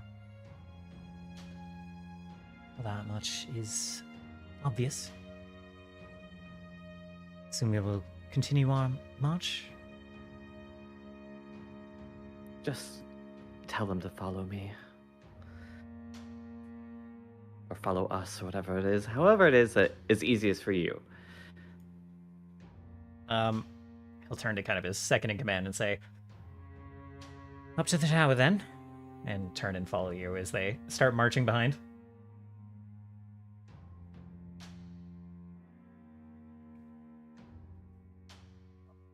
Yeah, and Isha is sort of like still floating, and she's floating over to like the main gate. Tourists, these are soldiers. You wanted them. Although technically they belong to Queen Redmore. Curse blinks. They're actually Ruris soldiers, but you know. Ruris. Are any of them Rune Knights? I think there should be 3 here. Ooh. The others have not arrived. One will not be coming this way. They were already quite close to the border themselves. As for Ogwyn, I'm not sure what his travel arrangements are, but I do assume they'll be arriving at this tower in several days from now. Where was he at? He was in Lanova. Why is he walking? Takes time He's to just walk so through upset these. the funny one's not here. Takes time to walk through these blasted marches. Yes, but why isn't he just going to Temel from Lanova? Takes time to march over the mountains. It takes time when you are going back and forth foolishly. It's fine. It's fine. I don't care.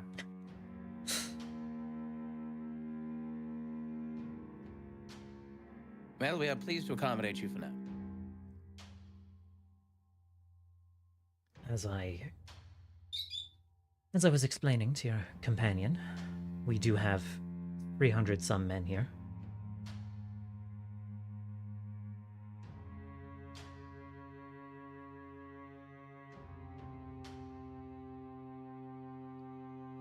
And as I tried to explain, you won't be staying here. If you wish to see where you'll be staying, you can follow me.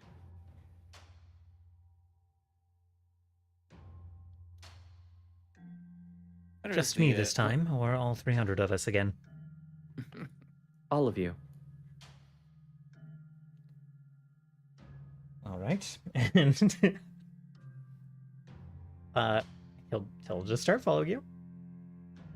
Yeah, and Isha is just sort of leading them through the temple to the arcs to Temel, to Songilshi. But Oh my god. They're getting quite a tour. that will take some time. Some time to ferry everyone down in the car. That is totally fine, but that's where they're going. Very well. He's making such a big stink about there's not enough room, and I'm like, bro, this is a highway for you. You're not sleeping here. How much room is in the courtyard anyhow? Like, There's probably standing room for 300 people. Probably technically standing room for more, but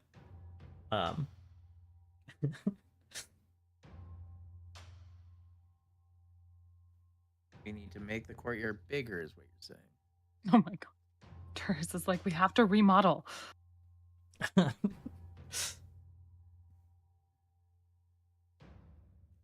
So yeah, however you want to get 300 people down to the down to Temel is fine with me.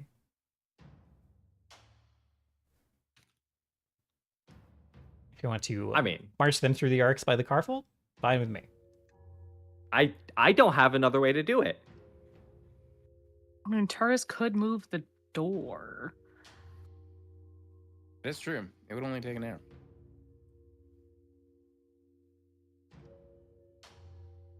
That way we don't have a bunch of people walking through the arcs. I am happy to hand wave it either direction. I do not. I think it's funnier if we're just like ferrying them down. I don't give a. It does not bother me that a bunch of reverse soldiers are just walking around the arcs. It actually just does not bother me even a little bit. So it does not bother them. I don't understand the importance of keeping the hallways clear, I suppose. Say that. Those mercenaries are going to be very confused. They will.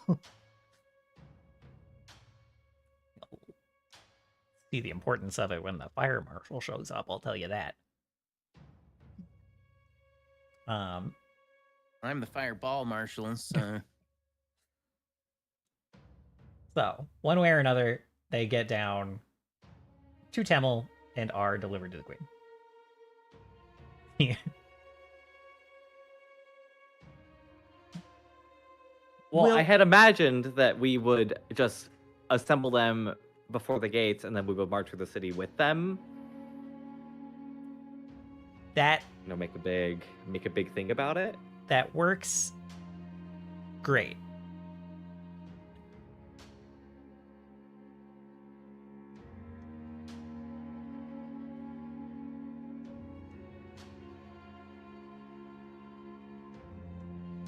I mean, unless, of course, this commander guy is like, there's still not enough room here in the entire city.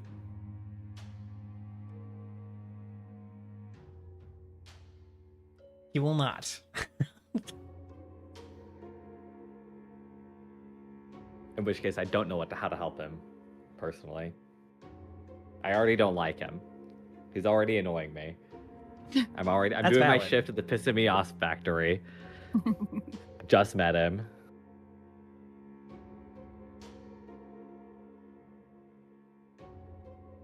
I'm sure like halfway through this process, Turris shows up and he's just like, do you want me to move the door? And I'm like, no, fuck these guys. Yeah, Turris, you're there for nearly the start of this process as they march up to the gate and everything. Yeah. So what's the entry conversation would be, what's the plan? We're delivering these people to the queen? Well, the Temel doesn't really have a necessarily large army. Certainly not one to defend our entire realm. So there is... Stop touching all of that over there, you. I see you. So I was asked to contact Ruth, which I did.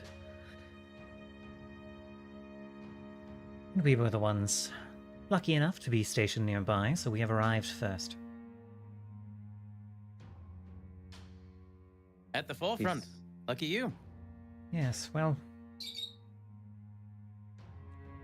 that's what happens, I suppose, when you are giving command of a backwater mission and all hell breaks loose.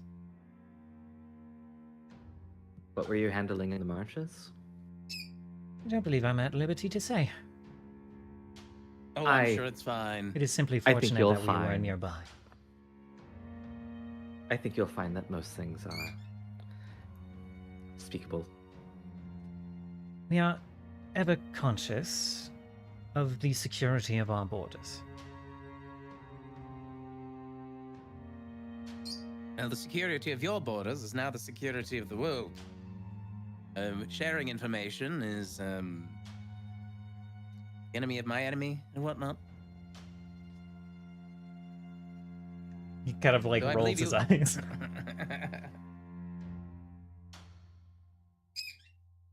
This is bigger than any one nation now. And we have completely abandoned our post in the marches to help handle it.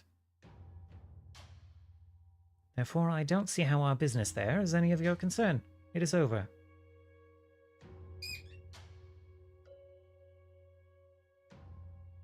Oh, you sure this one's as cagey as you are? Oh, this one's worse than me. Tears can't help but laugh. Let me assure you that it was nothing exciting. To my great dismay. Oh, were you watching the Giants play playfully in the courtyard across the street? Something like that. Posing no threat to you at all? Yes, that makes sense indeed.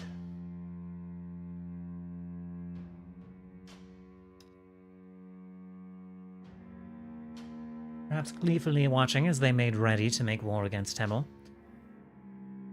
A shame that things have taken a turn.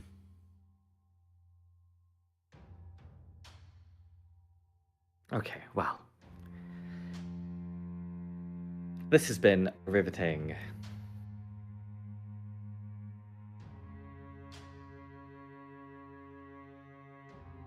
I just had his name. What was that guy? What was the other room knight's name that were buddies? Ogwin. Ogwin, that's it. And you said Ogwin is going to be visiting soon? Yes, I believe that he'll be coming this way. Oh. This guy's, so we have Dick Knight, this is Ass Knight. That's fair. No, we don't want his real name. He hasn't tried to give it after Isha declined it, so. That is his real name now. Yeah, correct. I haven't Wow. shown you guys the guy. I haven't hit the show player. And you're gonna be like, and he's hot. And I'll be Well, like, he looks like He's this. ass. Oh, he's alright. I would say no, actually. He's got very full eyelashes. He does. You would say no. That's so funny. I would say no. Timu Legolas. Not an elf, he just has long blonde hair. I can't see his usual good. I don't know how pointy they are. That's why he's Timu. Yeah, so I imagine it takes, I don't know, it takes like 1 minute to ferry 10 people, and there's 300, there's like 400-ish. We're just gonna keep bumping that number up. It's gonna be like 415-ish till we get to 1,000. There.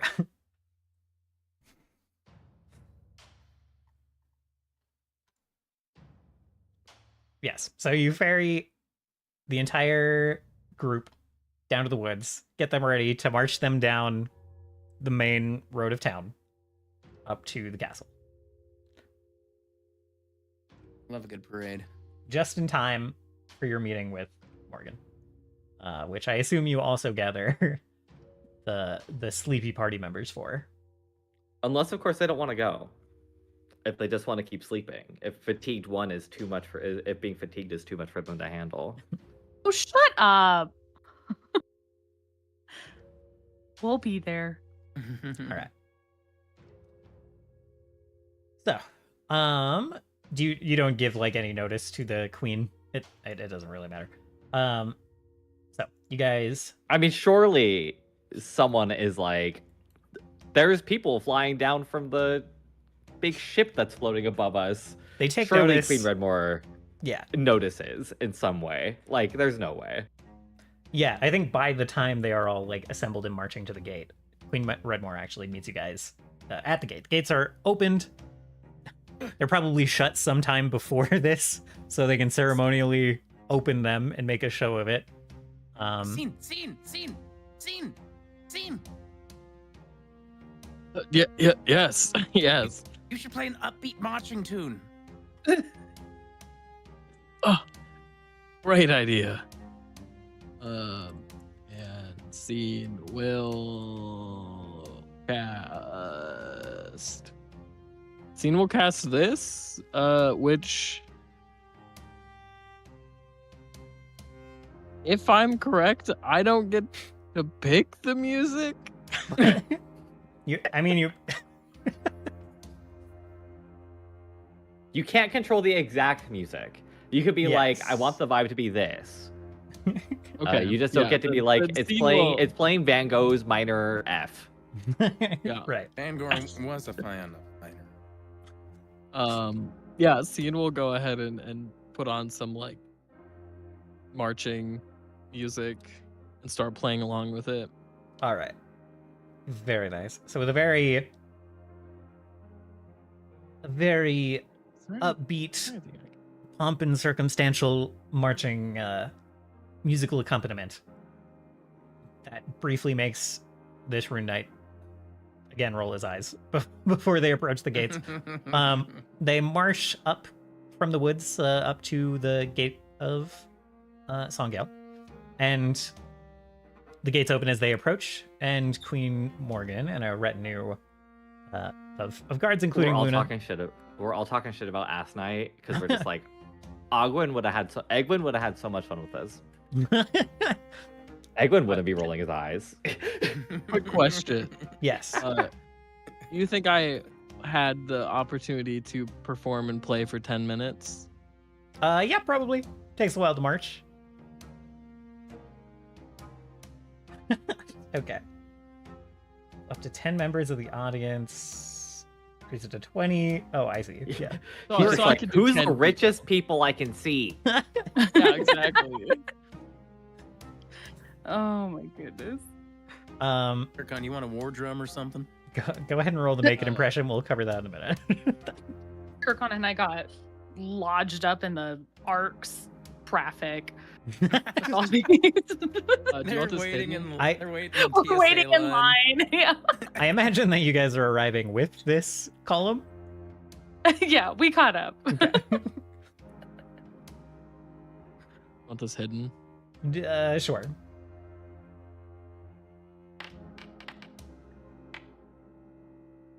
Okay. So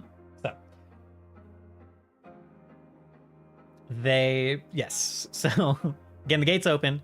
Queen Morgan steps out with a retinue, including Luna and several other like palace guards, and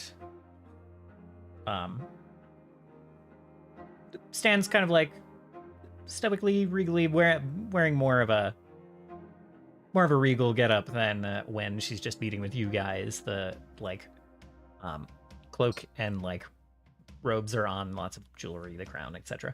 And Anvain, shit, I always fucking do that. The Rune Knight walks forward. Oh my god! You know what's crazy, Konnor? We almost killed this guy in campaign 1. What? Sorry.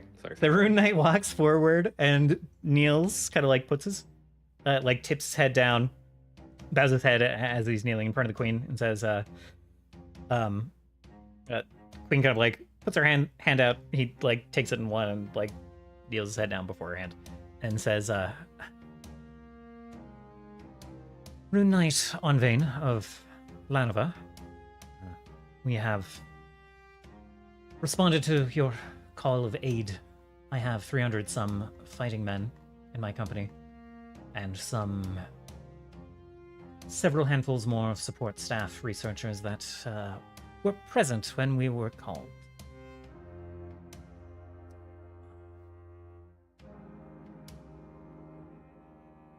We are at your service. And the queen kind of quirks an eyebrow and is like, yeah. Isha is standing behind Queen Redmore. I am sorry to say that you've just missed your aunt. and like a little crease of tension shows up in Anvain's brow, and he's like, "I'm sure that she will not be injured, having missed me." And then Queen Morgan says, "We of course have places for your men prepared. Please follow us up to the castle." And they will continue marching behind you guys as you go up to the keep.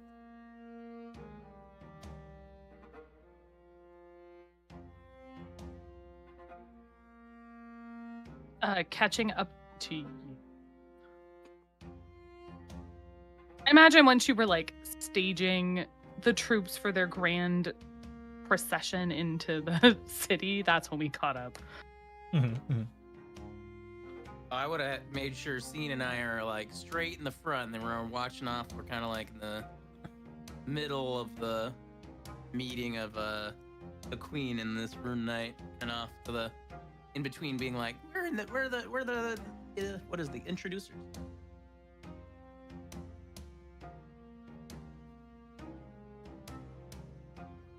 We're the what? We're the introducers? Yeah, you know, like when you have like an official meeting, there's like the two parties, and then the party that's A like crier? Ah, yes. well, maybe not. Well, I guess, To you like know, announce maybe. us? They're The probably I feel introducer? I feel Introduce. like Very we regal made- title. Very regal. I believe they're just called criers, but we can Google it later. Like liaison, I should say. Liaison's probably a better word. weirdly, But these you're guys not a stationed liaison. in the middle of nowhere had no liaison or crier. So Anvain just introduced himself, and then after that, as they turn and start marching, the Queen's own crier announces the presence of Oh, one of the a rune knights of bellman. Lanova. A bellman, yes. Very well.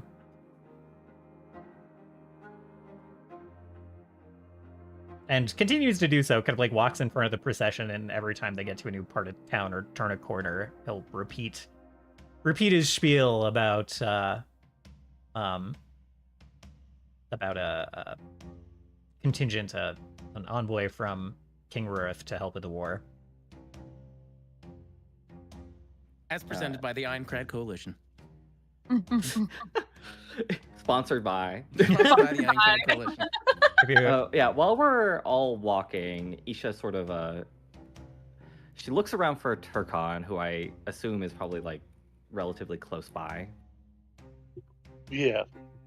and she sort of slows down her pace to sort of sneak up, like fall into line with him. I hope that I should say something. In the future, Steris will need someone to portion off a piece of her power. Her body is not a cup big enough to hold her destiny.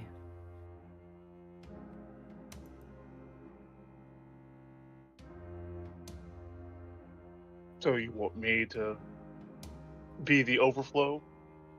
I asked that of you, yes? Turkon will just kind of look down and then begrudgingly shrug. I don't believe that it will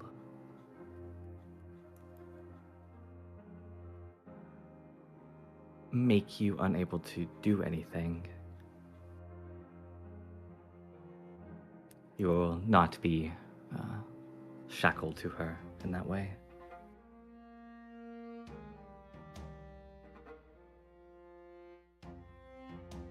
Wasn't particularly worried about that, but that's good to know.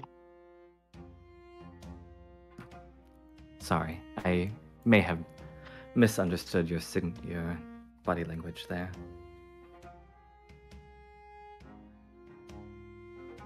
If she can't hold it all, I'll be more than willing to help her out.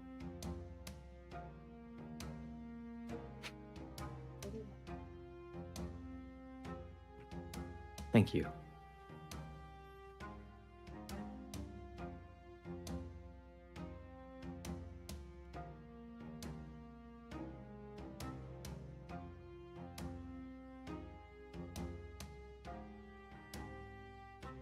Oh.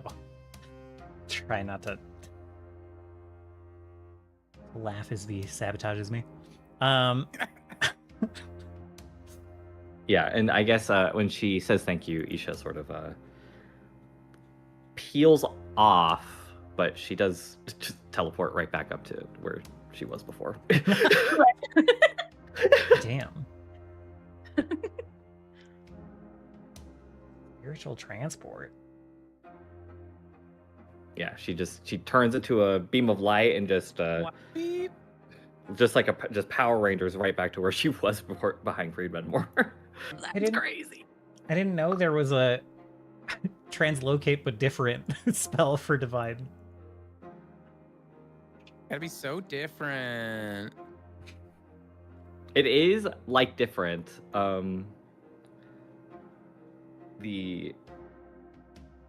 Yes, this is the divine spell list has 2 teleport spells. So one of them is like a mass teleport, and one of them is this. Huh.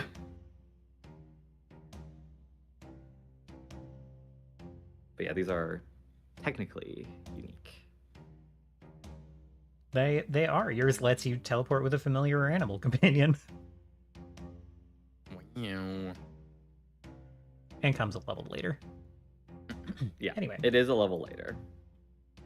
I guess when kind of Yusha like blips away for a second, Curse is kind of like taking in like the grandeur of it, and like, this is a pretty novel situation.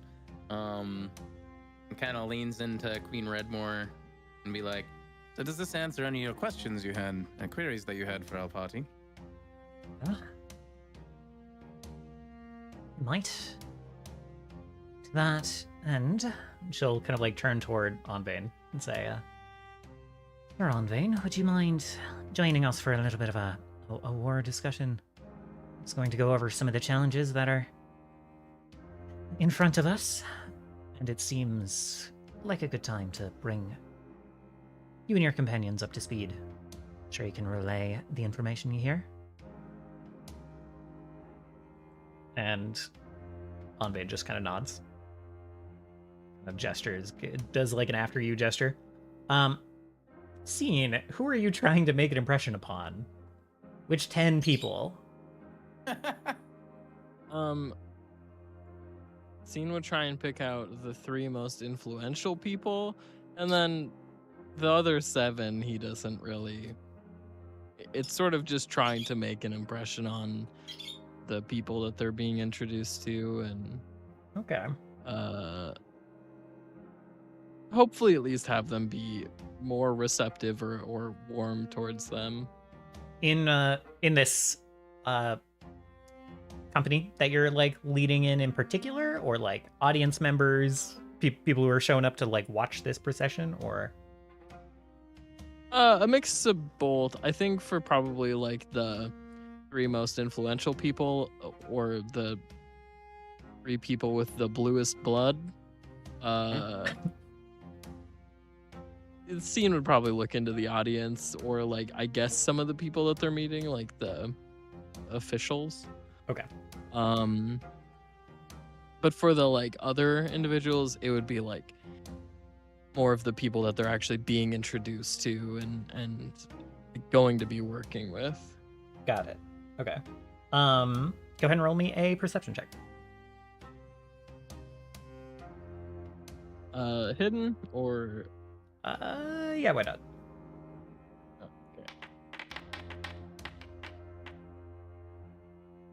Okay. Okay. So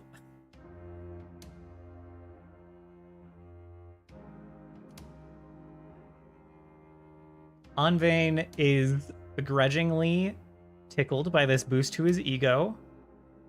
He was talking about how he was stationed in the middle of nowhere. You could tell he was a little offended by that. And he enjoys the return to pomp and circumstance and like being announced to the sound of like horns and like a marching song.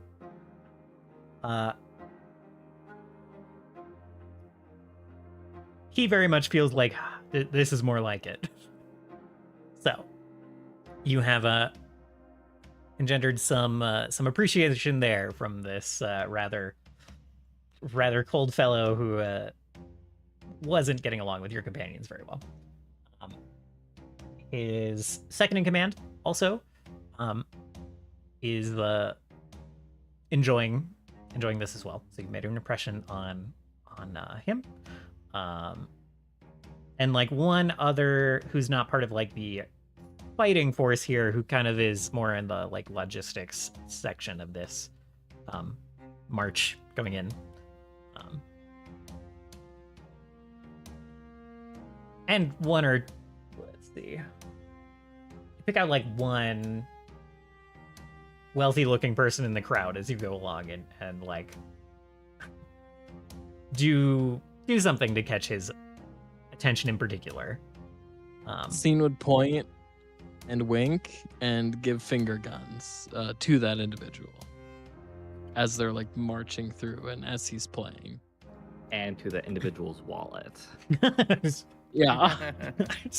Blows a kiss at the wallet. Scene would mime that person pulling out their wallet and handing their group a crisp stack of gold coins. Freest 20 spot of all time. Yeah.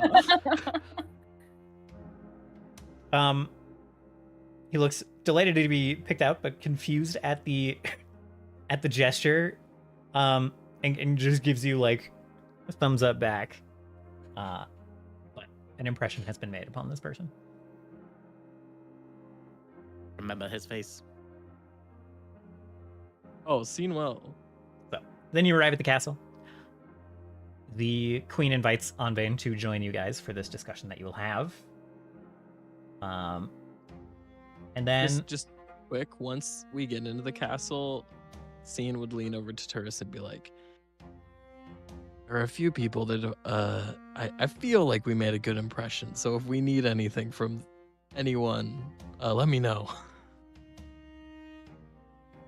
Oh, the Ironclad Coalition is always taking on new patrons.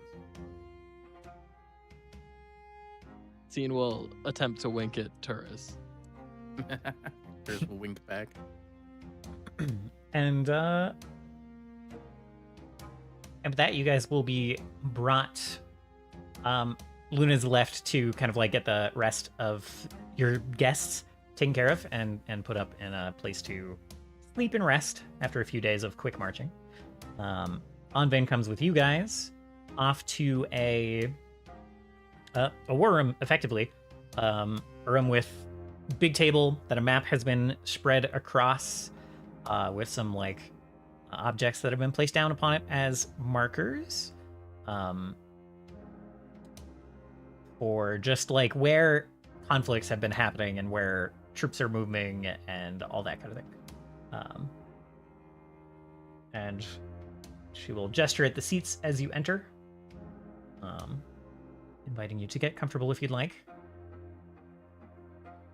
And then kind of looks at the map and just sighs. Well,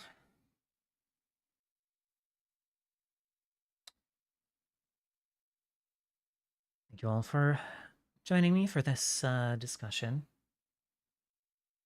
I've been brought up to speed on the state of things.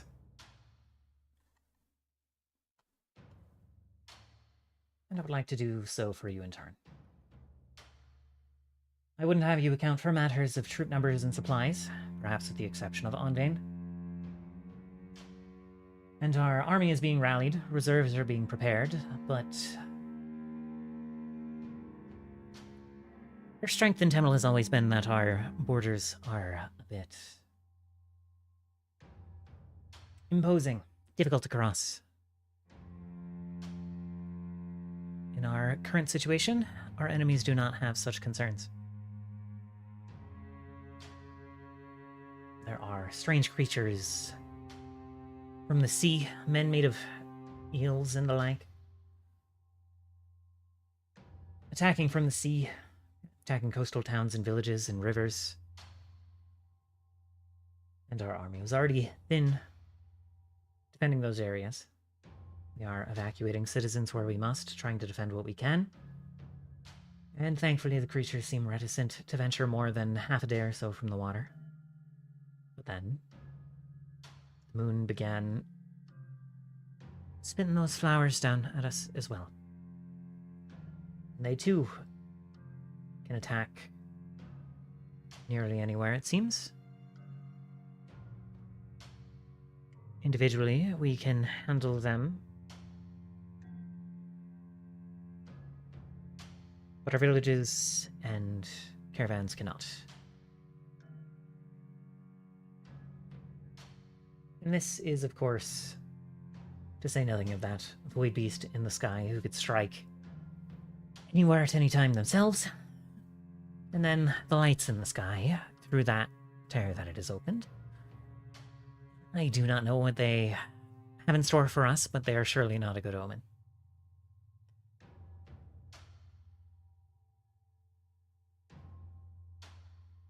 And I do not mean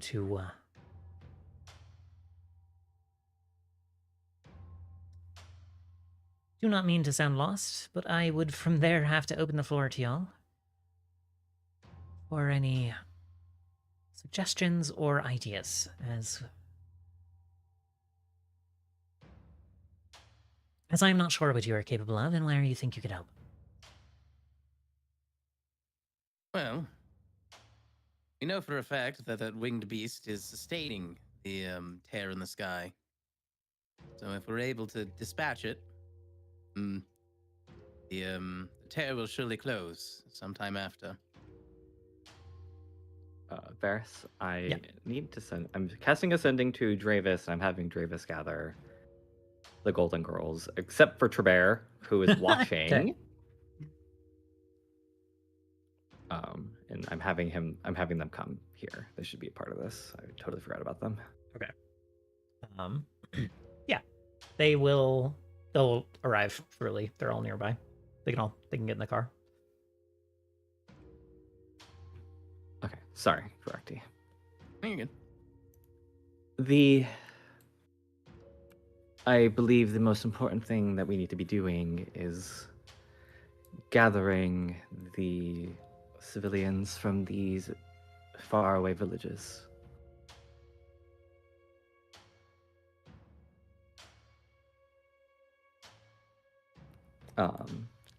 Isha is sort of like she creates some like faint gold circles that are like what you see here. This is predominantly where the moonflowers are being sent to. If anyone could tell me the importance of these locations, that would be helpful about which ones to prioritize. Well, many of them are farming villages, farming communities. And the ones that are less defended at that, given how far away they are from borders and forts, there are some, of course, and she'll kind of just throw out a couple of stones as markers for this fortress on the peninsula all the way over here, and the one on the lake here, and the one you guys passed on the way to Songil the first time. The No Man's Lake.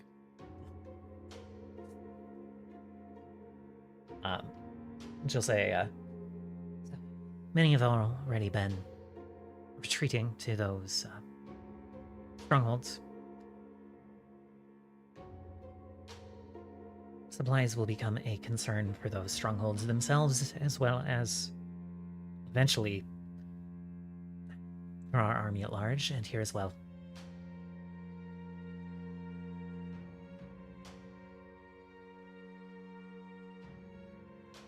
Then we have the water dwellers, the winged beast, and the moonflowers. The winged beast is currently preoccupied with trying to keep the hole open. We have at least that long till the stars arrive here to not have to worry about him.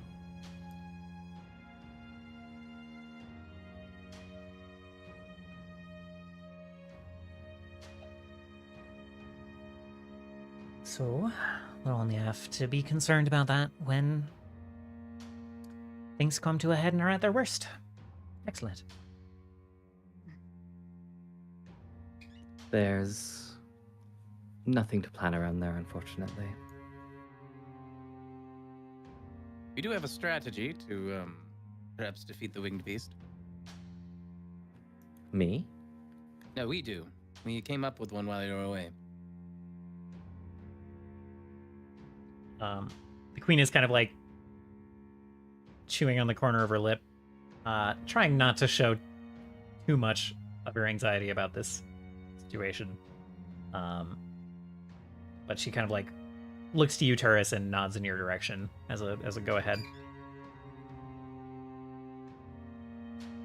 Well, we have one of the most powerful tools at our disposal now. We are in full control of the Oxystinium. The winged beast is a powerful, powerful creature that we cannot face head on, but strategical placement. Use the ox, perhaps weaken it to actually fell the beast.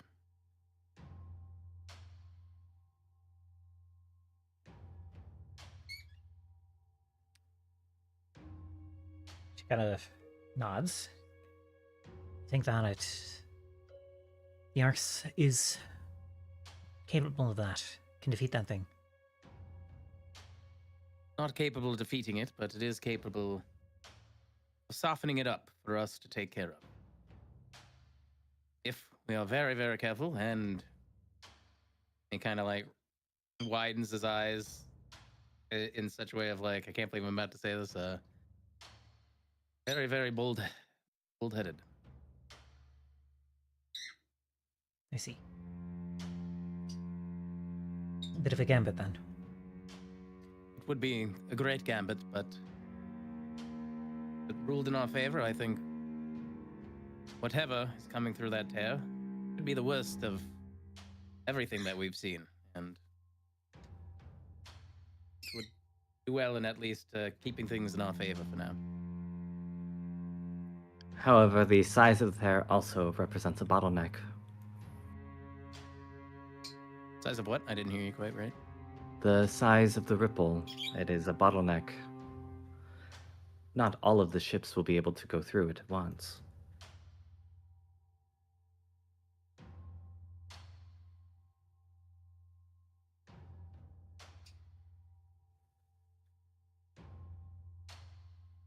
I wish we had the kind of material and resources necessary to ambush them as they come through, but that is not our area of expertise.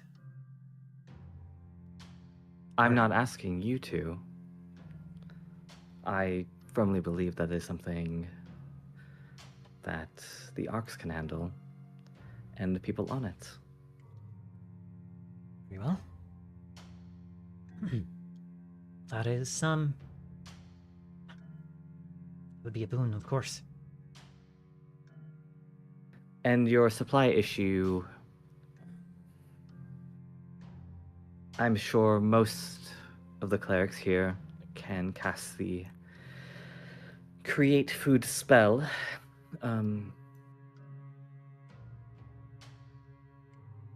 And a cleric that's about as strong as I am right now can feed 50 people with one casting.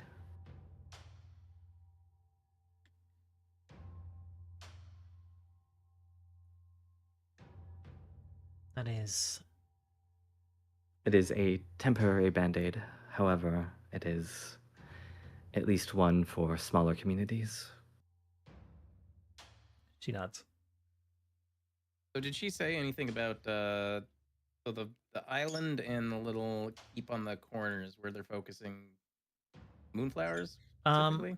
The People are going there.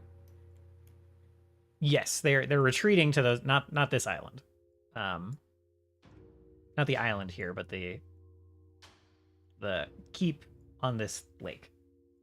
Oh, right. And then the keep up here as well. The one that you guys passed. No one is going to that island for refuge.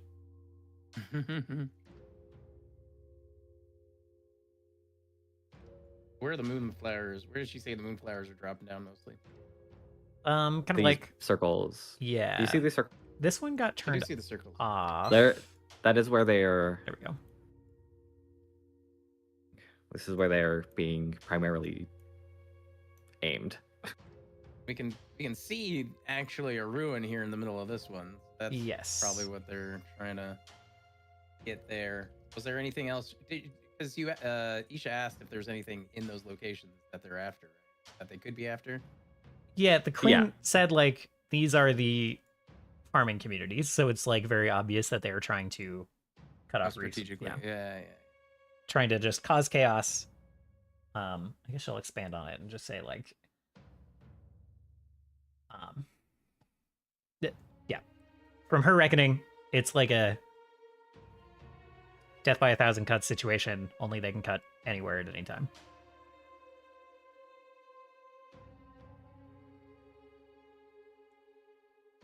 Is this also a farming community, or is there actually like a ruin there, and that's all that's there? She's kind of like looking at those spotlights. Once you say that you guys are planning on perhaps dealing with the terror and dealing with the bottleneck, she kind of like looks back at those spotlights in those locations and kind of tilts her head. And she's like pondering them.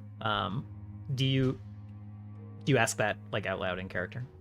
Yeah. I say so. So I'd say something like, so these here, along the inlet to the sea, those are farming lands that they're dropping these moonflowers on. But what about the ones in the east? These two spots. What's them? There are people who live there, of course, but not many. And not those that come here to trade, mostly. They're wildlands, mostly.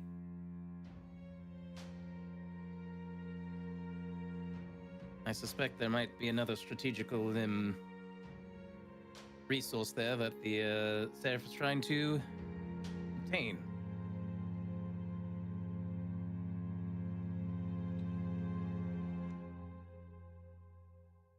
What is that ruin? She kind of shrugs a little bit. It's like some kind of cultural site, ritual site. We don't not learn it in such things myself necessarily, but just thought it was an old. She kind of shrugs. Old place of worship or something. Out of use. I do also know that my interim queen had ordered the red forests at our border burned. As,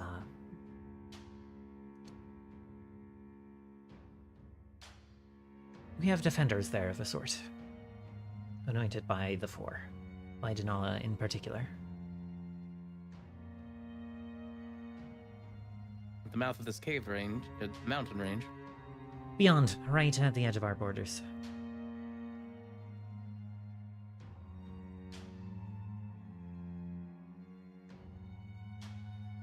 Are you able to pull them back?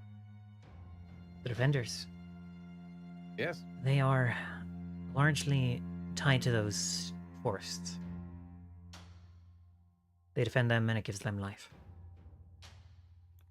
Perhaps. Are you able to bring them to these ruins at the very least. Have them clear out any moonflowers. Deny the Seraph of what they're looking for.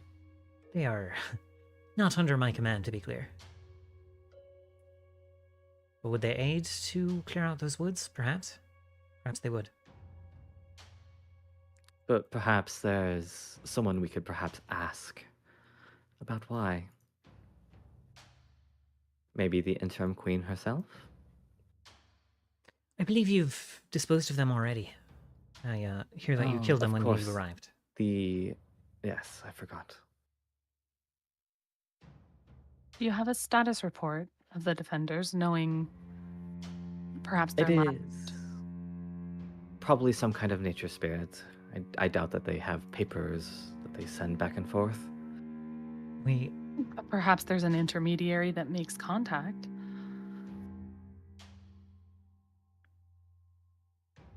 Of course, immediately ordered a halting of the burning. Perhaps she kind of slowly shakes her head, thinking, we have clerics of Denala. I could send one with an entourage to see if she can make contact. I think that would be prudent. We've known the Seraph's cultists to use remote locations for rituals and summoning powerful creatures. We managed to stop one recently ourselves. I can augment the group that you are sending as well, and I can have them go further. I do imagine that would be appreciated.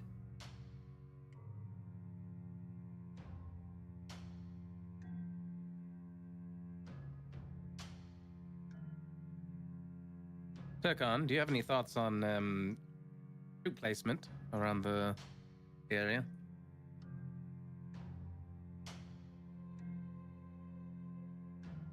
Oh, I haven't. One sec. He's gonna look over the battle maps.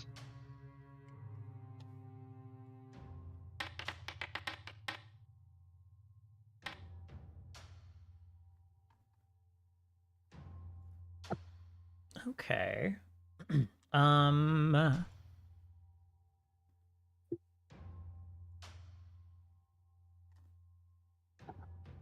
I think you're coming up with some ideas. Do you have any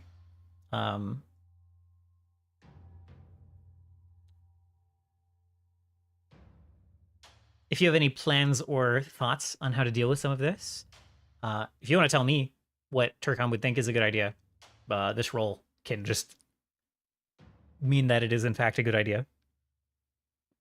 Yes, that. Sorry, I've been trying to get ready at the same time, so No I've been worries, half no in and worries. out. Gotcha. Yeah. So let's see.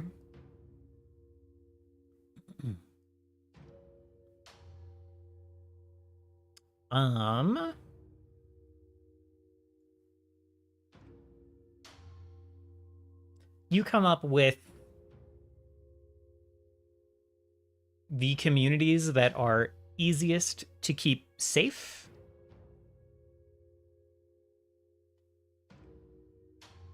The ones that are like least under threat from being like too remote or too close to the rivers or the coastlines or whatever. And you come up with basically like, here's how many people you would need to defend these locations against what we've talked about so far. So you can help bring some of the pressure off in keeping some of these remote communities safe. Some tricks, you know, the Minotaur, particularly of the Sarosan Plains, are very used to this like keeping spread out remote communities safe thing. So you have some insights into how to like manage crops while kind of like keeping on the move and preventing yourselves from being too vulnerable. So you share some of that here. Ah, the joys of a nomadic life.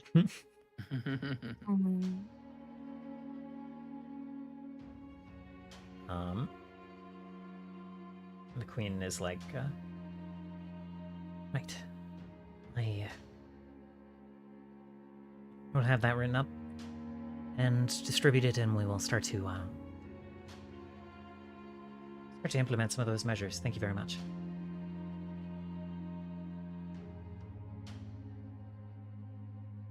Yes, thank you, Tukon. Quite well. I am so curious what the Seraph is after in those woods.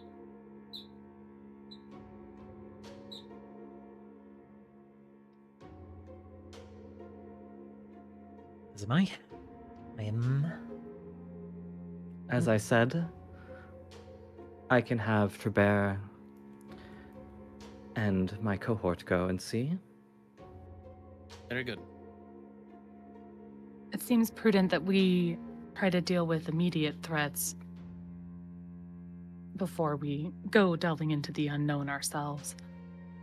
Perhaps Indeed. try to do something about these eel creatures. We did encounter them before. Yes, they had some sort of, what was it called? An aboleth? It was controlling them, perhaps?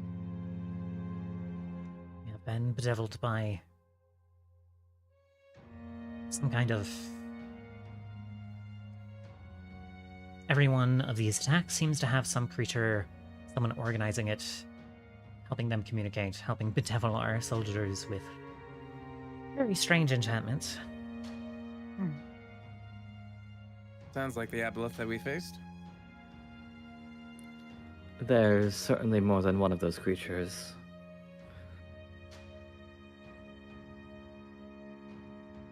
Is there any reconnaissance at all that shed some light on where in the water these are coming from? Well, it seems that the bay is the greatest point of weakness when it comes to them.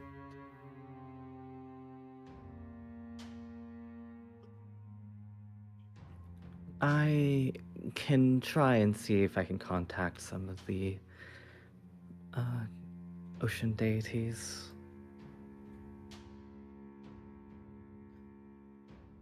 She looks at you and goes like kind of like blank-faced for a moment, and then like furrows her brow and kind of has to like kind of shakes her head a little bit. And she's like, "Right, of course. Of course, that would also be a boon. I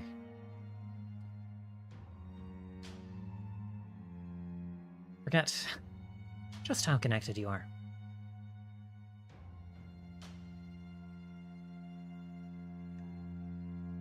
You're not used to someone casually throwing out a call to a deity as part of a war planning session. I mean, if you would prefer, I could set the sun to boil the sea. Give me another week and I'll think, I might start thinking that's a good idea. I've been trying to dwell on the idea of how to oust these water creatures without destroying the good life down there. Bye,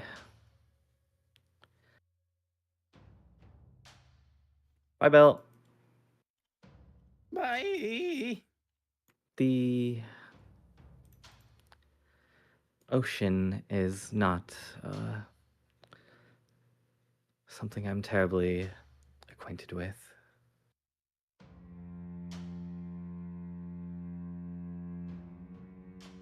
But perhaps there is something down there that can assist us. Going to need many potions of water breathing then.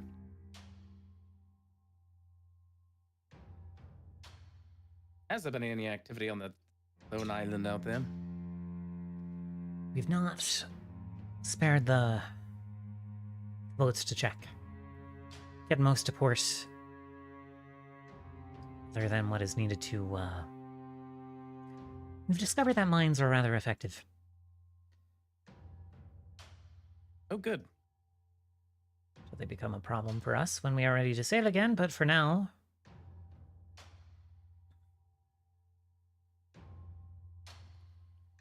For now, you are not even ready to sail, so I think it is... More mines, yes. More mines. Mine them. Keep mining them. Keep mining out. She nods and reaches over for a quill. It's like, right, writing down that bit of wisdom. More mines. All the same, we need to figure out some sort of water is vast and deep.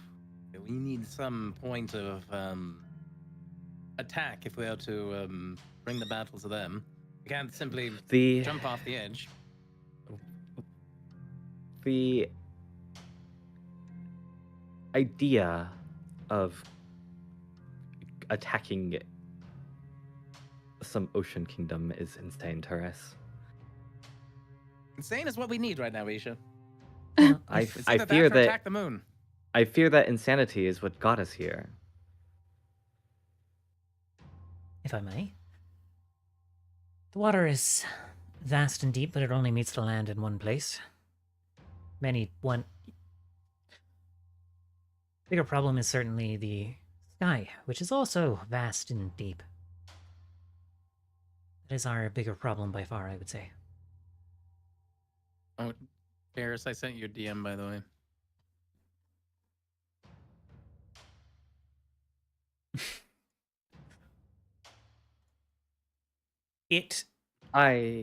Go ahead. I do agree, Torres, that the constant barrage of moonflowers is a problem.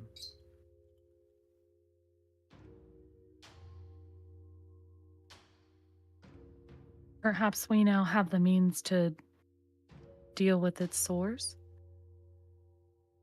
That does seem to be the biggest issue here, especially with the potential for dwindling resources if this turns into a lengthy siege.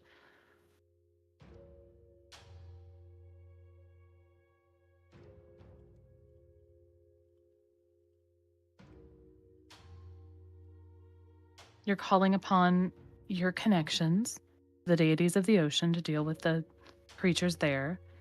You're sending your trusted members to explore what's going on in the forest to the east.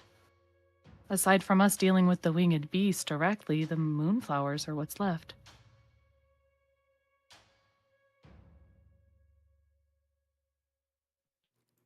The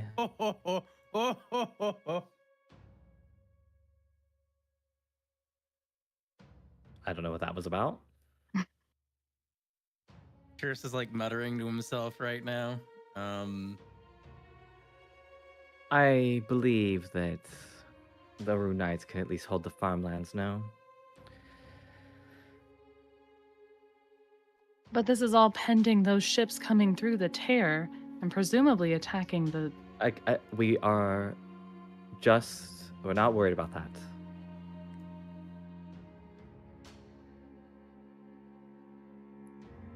Do the Rune Knights think that they can hold the farmlands? I think that once my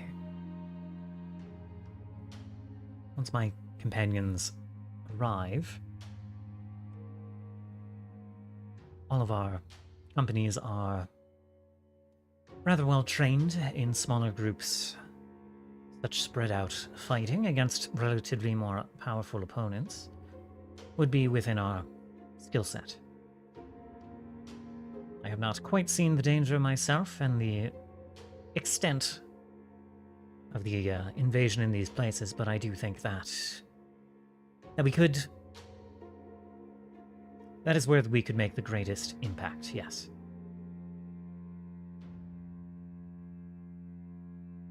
How many of you do you think it will take to hold a land of that size? Kind of like looks over the map. Which of these locations in particular? Isha is predominantly concerned with keeping, because it's like this village, right? That is, like, it's like these are where the farms are, right? These like upper halves. That's what I understand. Isha kind of makes this spotlight brighter.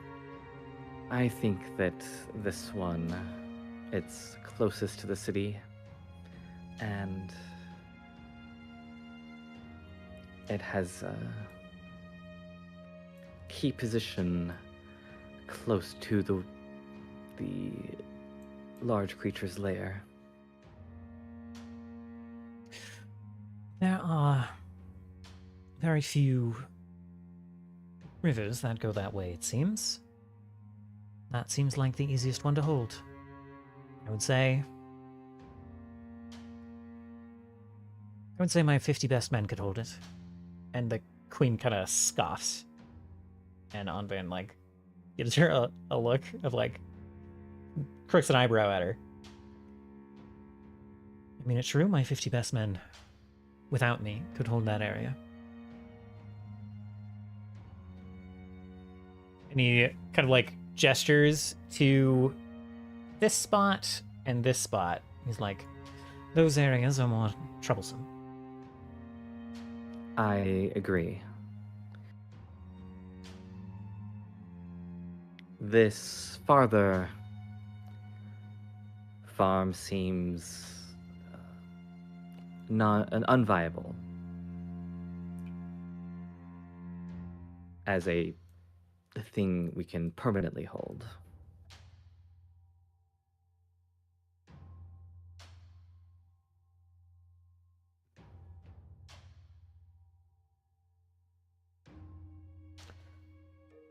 Given where the most direct threat is... Just given the sky, yes, I would have to agree. Okay.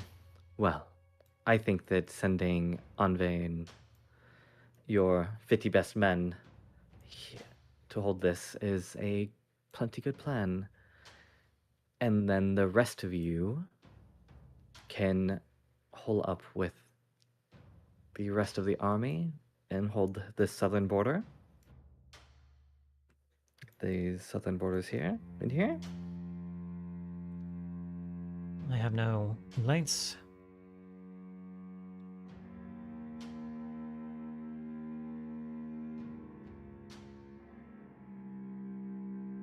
And he also, with like the bit of intrigue you guys were throwing down toward these ruins and toward that area, he is also eyeing that section. Don't get anything stuck in your head. That's not for you to look at. I did mention that we have a large number of researchers in our ranks, learned in science and magic. Pity to have them sit around and do nothing. Oh, I can think of some things. But I worry that sending them deep into unknown territory will end up with them dead. How are they against moonflowers?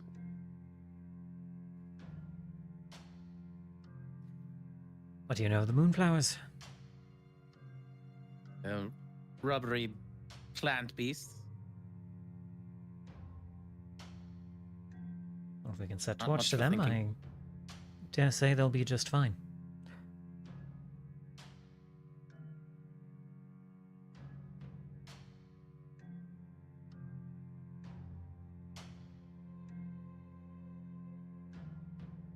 I don't suppose they could work on some sort of what do you call it?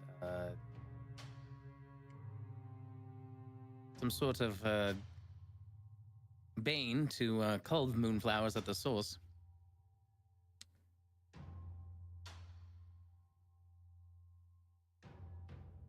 Could you expand upon that? If we could get to the moonflower source, do you think they could make something before we get there to wither the moonflowers before they can even grow to fruition? Thinks about that a little bit. Would have to ask, but crops get diseases all the time, wither and die. Yeah. Sort of pesticide, but for the plants. Not the kind of warfare that I like to partake in, but given the circumstances of living weapon plants, I do suppose it warrants a bit of research.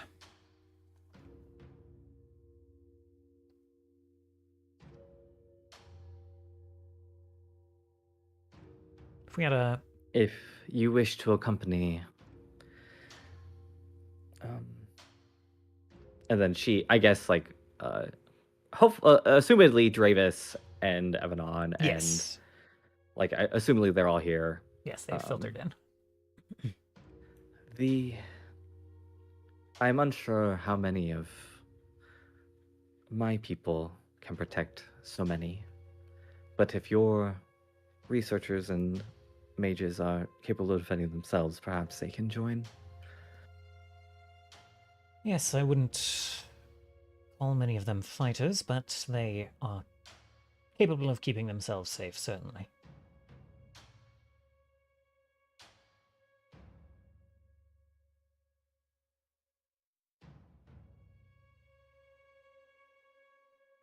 Then perhaps we can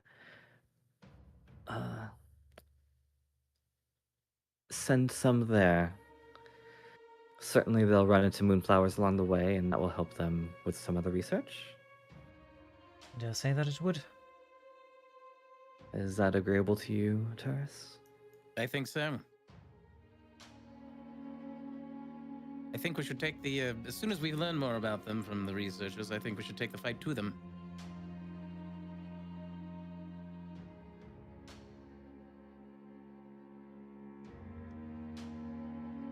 I don't know how you intend to do that, but... Well, what with your mythical floating castle and all that, I will leave that to you. Once we have some Precisely. results, I will return to you with them.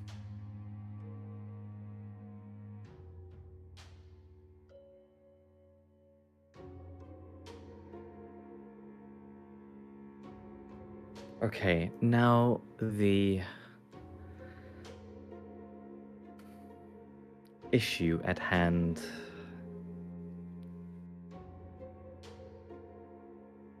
The invasion of ships that is coming this way. Surely they will prioritize trying to disable the arcs, considering its history. And I think we can rely on that as a distraction, perhaps. Indeed. Well, the got a full account of the Arc's abilities, and well, hypothetically, if we're able to lure the beast to the Arcs, we can use one of its primary weapons to weaken it, so much so that we can fell it.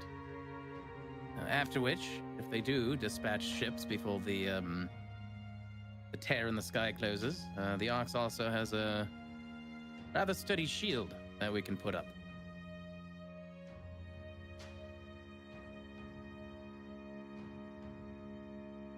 But certainly not for forever. No, not for forever. We would need to find a secondary, well, figure out a way to dispatch the ships while we protect the Arcs. Do we know if the Arcs, battlements can fire through the shield, or if it's like both ways are blocked off? I thought it was either we use the shield or we use the weapon. Yes. No, not the big weapon. I mean, like the tower, the weapons in the towers. Yeah, the, like, magic... Oh. The magic, like, not basilisks? Yes, they throw... Ballistas. They throw basilas from Knights of the Old Republic at the end. Yeah, Knights of the Old... Hey, she got that battle meditation. Mm-hmm. Rapid fire basilas are no joke. Got a double-bladed lightsaber? Scary.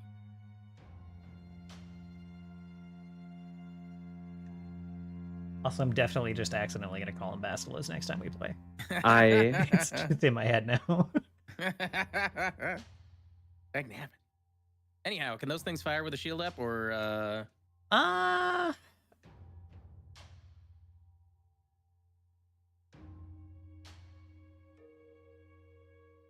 Good question.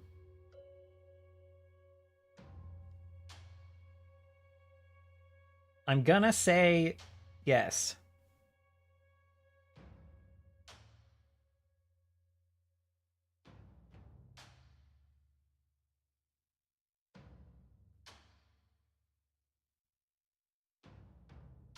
Well, we can lure the beast, fell it. If any of the ships start coming through, raise the shield and use the battlements on the arcs to fight the ships. How does this weapon work, Turris? You claim it will weaken this creature, but we understand that the creature is perhaps one of the most powerful creatures on this planet. Yes, well, we simply lure the beast onto the arcs and ignite the arcs' primary defense mechanism. It has done enough to help dispatch and weaken the Seraph himself in the past, and that horrid beast, Samalu. It can weaken the winged beast enough for us to dispatch it.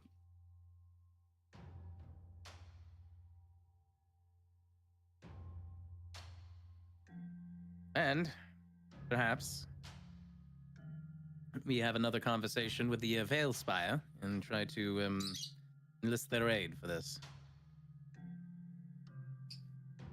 I know of many other factions that want,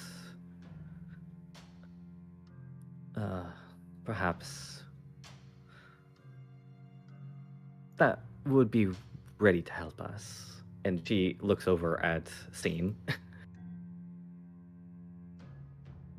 Do they have aerial capabilities? Fighting a war in the sky over a lake. I certainly hope so. I mean, I know that I float, but I'm like, I can only go like this much off the ground. Well, what sort of factions do you know that might be able to enlist right now? It is not normally my way, but I have recently had a change of heart about working with fiends. Seems like tricky business. Once. No, the trick is simply never to make a deal that the fiend proposes. Oops. Namia do that. I was trying to see if I... One sec. How do I love just seeing the green dot float around with the oopses like moving back to the same spot. However, that is, I can have that discussion in private with her. Right. Well, perhaps you have that conversation, and Scene and I will have a conversation with the Veil Spire. And we'll see if we can't rally both sides. Who is better than one? Okay. One sec. Okay. I had... If we do have a second, I really gotta pee. I've been drinking so much tea. Me too. Go piss. All right, I'll be right back.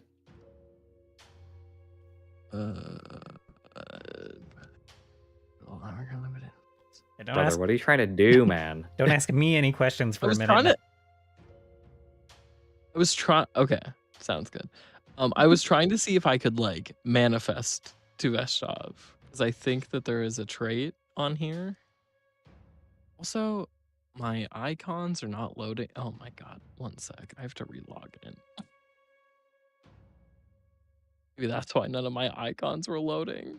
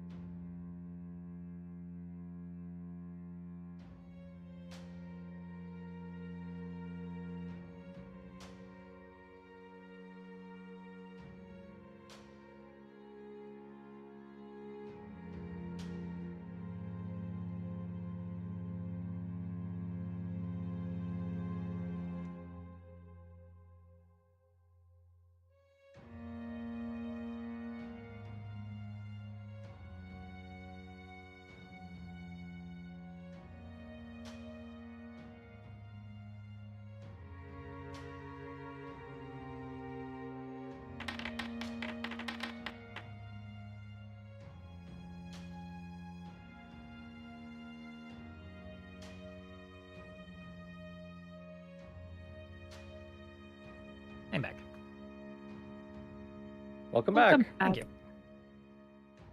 Welcome back.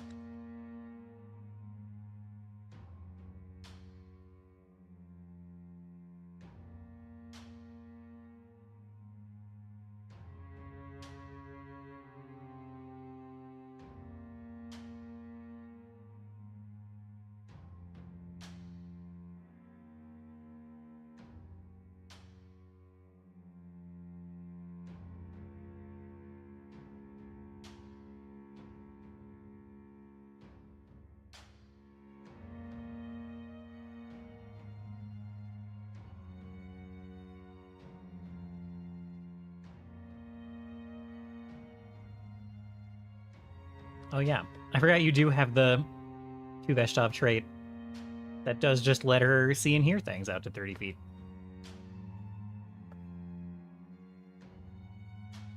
I was trying to figure out if I could like somehow get that to like paste in the chat, but that just like lets her talk through the instrument, right? Like she doesn't actually like physically manifest. Correct, yes.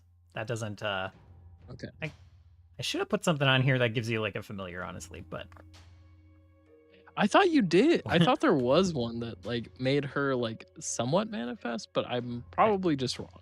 I also don't know if having a familiar helps with. I don't know how much that helps you as a bard, but I could put something like that on here if that's something you would like. Also, I just noticed the reason I rolled the performance right there is the bonus that I'm getting from Veshtov should be a +2 now because of everything you'd ever need. Ah. Which probably hasn't been that big Make that an issue, adjustment. but I can sure try.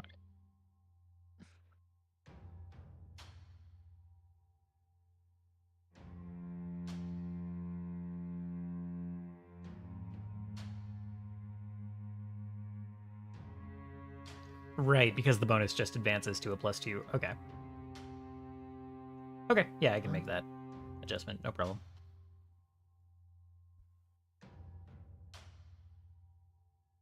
Where can I even... Oh, do I just increase this value to 2? In... Under the modifier? In the item? Under rules? Yes. Yeah, I think you would just change that. Yeah, I think you would just change that 1 to a 2. All right, let's try it out.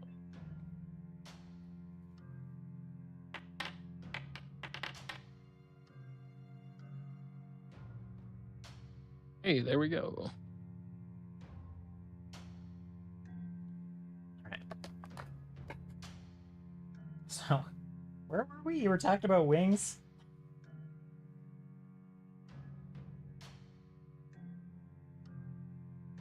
What?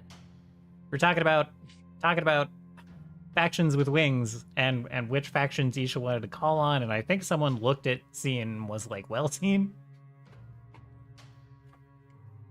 But I don't totally remember where we were. Yeah, and then after that, everyone was like, I have to go piss. So, we're coming back to that. Correct. Is everyone back and present, I guess, is the more pressing question. I see V is still muted. I just got back. What happened? Okay. Nothing yet. We found out some stuff about Konnor's relic. Oh. Always discovering new things about it. Sure are. Did Scene get taken over because he rolled a crit fail?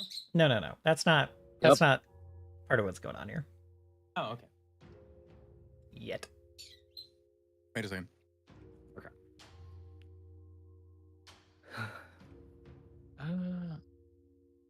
In terms of, Sarah, are you back? I've been here. Okay. In terms of things we can't control. I don't believe that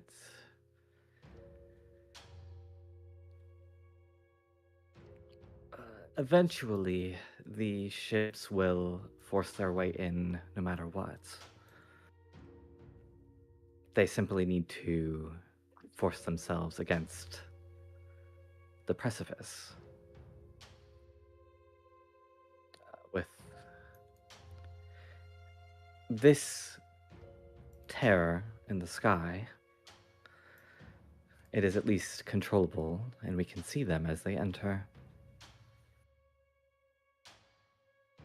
So I worry about, perhaps,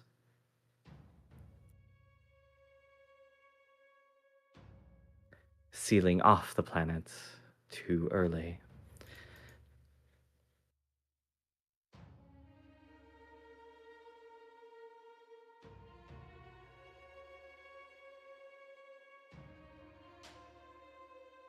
If we let them come in, we won't be able to get close enough to do anything about it. They'll be able to disperse amongst the land. And if we do try to close in and not dispatch the winged beast, it will surely stop its efforts, for at least the moment, to join the ships in combat against us. There's also the issue of us not being able to get to the moon without the tear. Oh, no, we can get to the moon.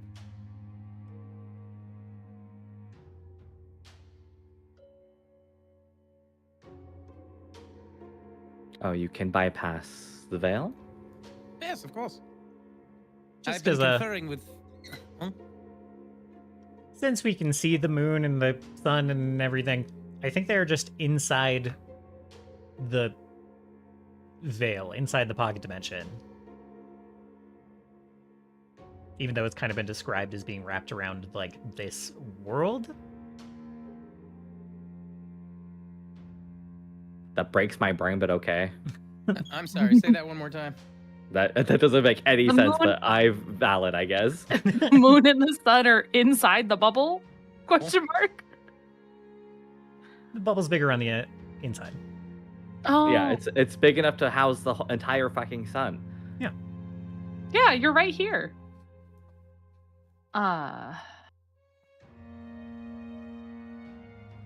Hey, so cutting off the moonflowers at their source is a viable plan after all.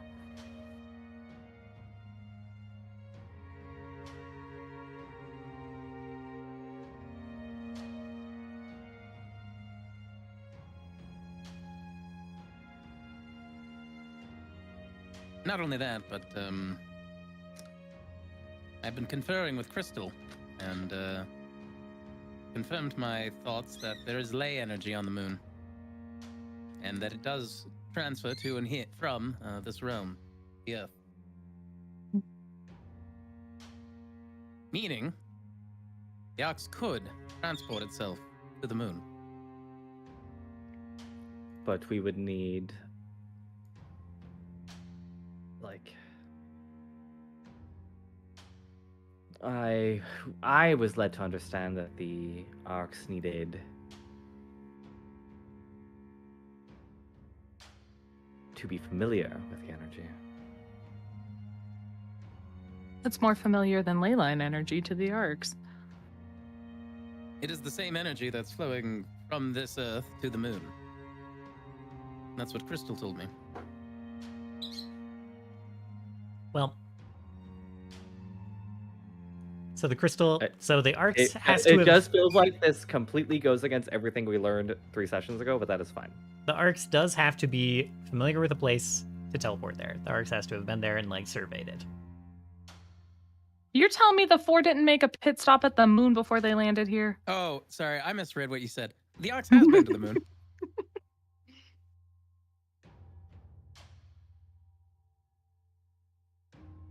Okay, well, let's go then.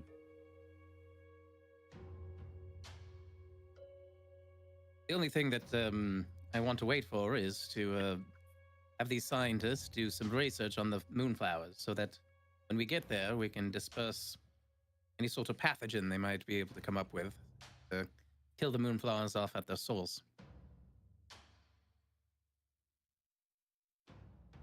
Make the moon infertile for the dawned creatures. I think I know someone who can do that.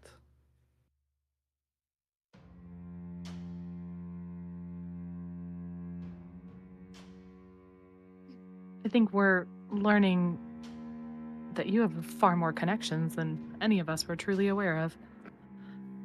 Who are you suggesting calling upon? Well, surely the Seraph has unearthed Kaon. And that is why these moonflowers are so pestilent now.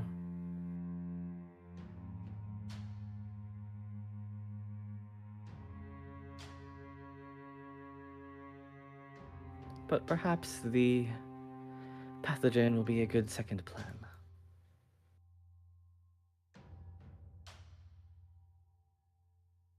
This is the plan that I can work on.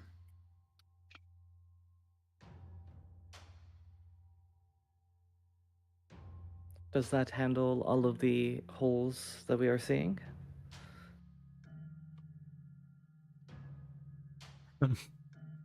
Is this directed at just the room? At the Queen? Yeah.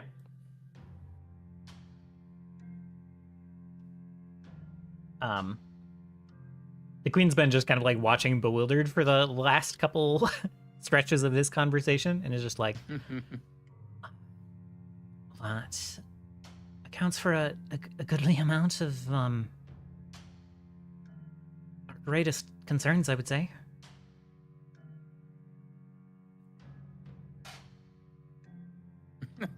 We can call on the gods. We can go to the moon. No, literally. I'm glad we could absolutely blow her away with the way we're addressing these problems she thought were insurmountable. To be fair, Isha's like 80% of it, but fine. Scene would interject and just look at Isha and point at his loot and be like, "So, what do we need her for?" or specifically, what do you want to use her for?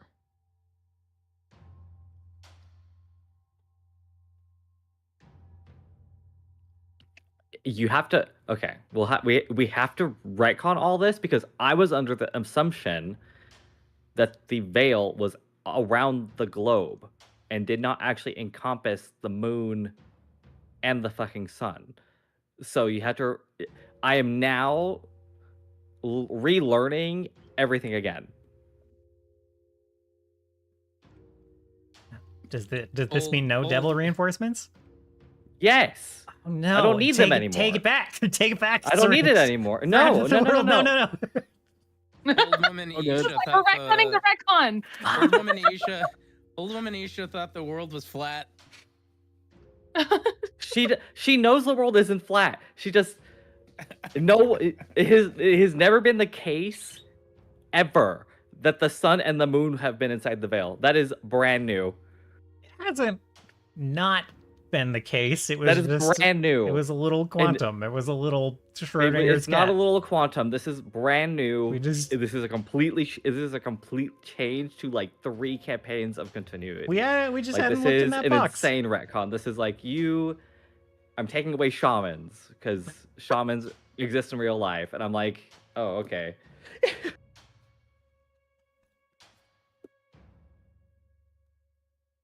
But yes, that does mean there's no double reinforcements because I don't need them anymore. I like the fact that we all know now that Queen has a devil fiddle. Well, I don't actually know if it's been said. Like, it's I don't think we've. It's been talked around. Isha used the word "fiend" once.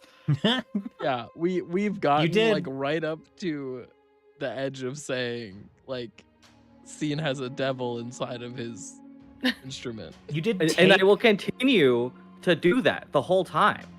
To just frame this for everyone, Scene did take this ever burning, ever cindering, smoking devil fiddle from a devil, and it sings along with him sometimes when he plays music. Literally. What do you mean? So it's maybe not isn't new. It's maybe not. This is all. I just assume it's Scene's weird magic. Absolutely correct. Absolutely, yeah. It's your weird magic that you're getting from your devil fiddle, for sure. So it's maybe not a complete shock to find out, I suppose. It's like when your very, very gay relative comes out and they're like, "Oh my god, finally. Thank God." You know, it's like that.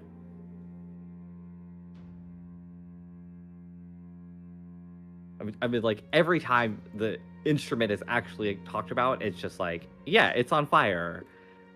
It plays crazy tunes, and I'm just like, also we got it at the same time we had another devil in a crown. I'm just like, dude, what's happening here? Yeah, perhaps you're not aware that it has a sentient brain inside of it, connected to it. That's valid. Actually inside of it, just sloshing around. Actually, specifically Ew. not. Yeah, also, you talk to it. I'm just like, come on. I always thought it'd be fun, you know, if no one really knew. It would just be like, oh, scene's just being seen. I mean, maybe if I was playing bait, it would be fine. But instead, I'm playing a war criminal who's paying attention to everything, unfortunately. For the narrative, I've been ignoring it. Even though tourists. I was gonna say, I'm not trying to advocate that Isha doesn't know or hasn't recognized. I'm just saying, Scene has not gone out of his way to be like, oh, hey, this is like the situation. Yeah. I think that's fine. I don't think you need to say that stuff for me to be constantly, like, to be casting detect magic around you and being able to, like, use that information. Yeah. Like, it's one of those things that I don't think is, I don't think it's bad that, like, after, when did you get it? You were, like, level 2? After, yeah, like, 9 levels of being around you, I'm like, you know, this do be feeling kind of familiar to me. All I was saying is, I think it's fair for tourists to just not have paid attention to it. I think it's insanely funny seeing tourists has just been like, oh, it's just, he's so focused on everything else. It's like, oh, it's just. But yes, you are right, Konnor. We will do literally everything but actually say it. And that's what makes it great, you know? Yeah, and I was just specifically saying today in this conversation, like, because Dylan was, or Voraktee had asked if we, like, came out and now everyone knew, and I was like, I mean, I don't think it's been said yet. No, we are doing everything but saying it for sure. Is he coming out though? Is he coming out? I doubt it. Is he? He's so deeply in the closet about it. Oh man. Okay. Anyways, so Varys. Yes. Final opportunity. No, Are the moon and the sun simply such large stellar objects that they actually just can be perceived through the veil? The moon has also been spitting flowers at you guys. Well, right. I understand that. I understand that it's been spitting flowers at us. This has nothing to do with the moon spitting flowers at all. The moon is definitely inside the veil. The sun, I could go either way. I don't want you to go either way. I need you to make a hard decision about this. Dylan, you don't have to make the decision that will result in Isha using the devils. I can also just do that as Scene. You can't though. You can't though. I'll do it. You can't though, because there's an entire thing around the planet that is actually stopping them from coming in. Figure it out. It is difficult for devils to get here, which is why they typically do so by taking over people. That's kind of their usual Uber. Yeah. If only we had someone who could maybe take away the thing to make sure that they behave. Anyway, Moon inside the veil. We'll say the sun is outside the veil. Okay, so we don't need the double reinforcements. Easy.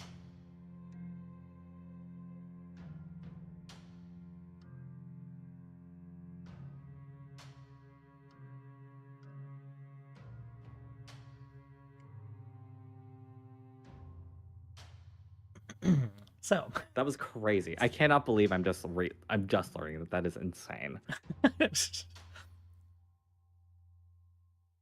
the moon is relatively close. Oh my god. It makes sense that the moon's always been in the veil, though, to be honest, because the flowers pouring out. I do think that's internally consistent, yeah.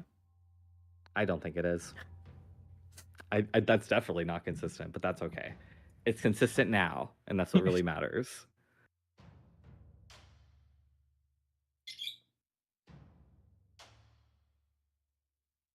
Obviously, if you just like super triple down, double up, escalate, double dog dare yourself, we might need double reinforcements anyways, you know?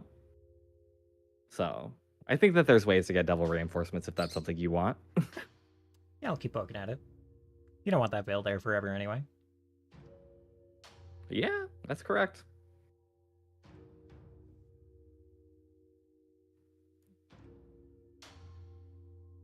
Okay, so Scene is asking me, what do I need? What do we need her for? And I was like, well, nothing now.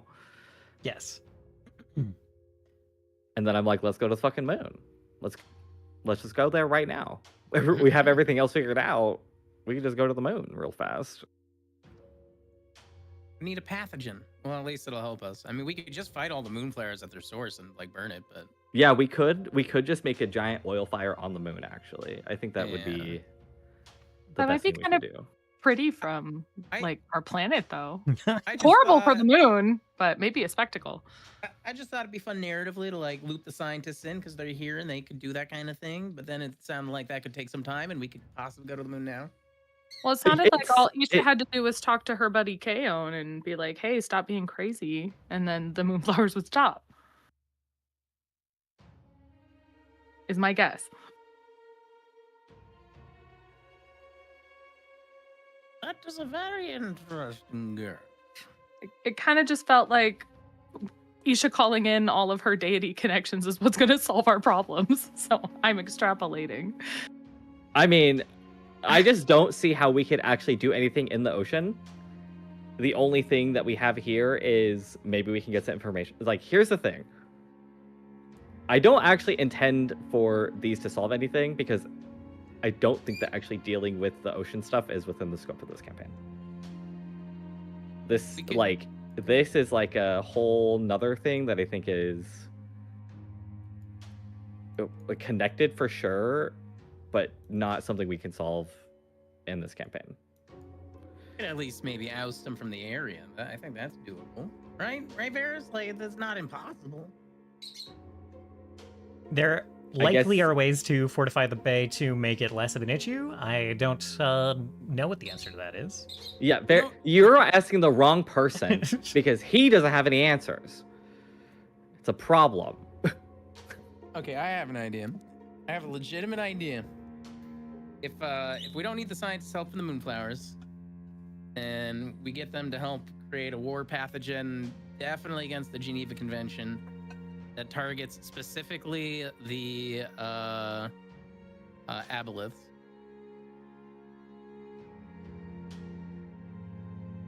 Poison the water. Are you saying we're going to poison the water? we're gonna put chemicals in the water and turn the aboleths gay. Poison the water supply. We're having a lot of Old Republic references. Yeah, exactly. Poison the water supply.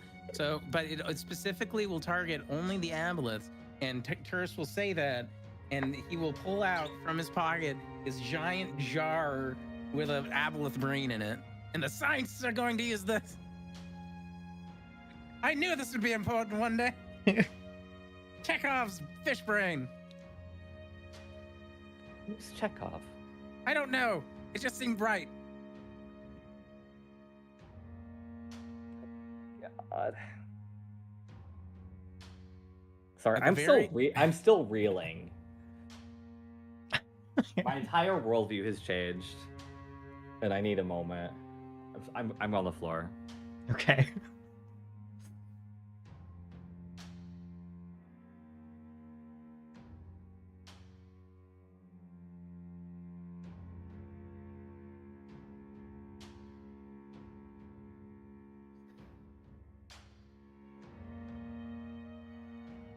I have a question. Okay, so they're gonna make a poison for the aboleth using the aboleth brain.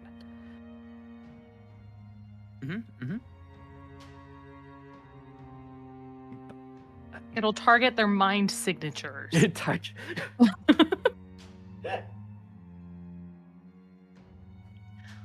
How do I helped how them do harvest that brain, so I really want this to work.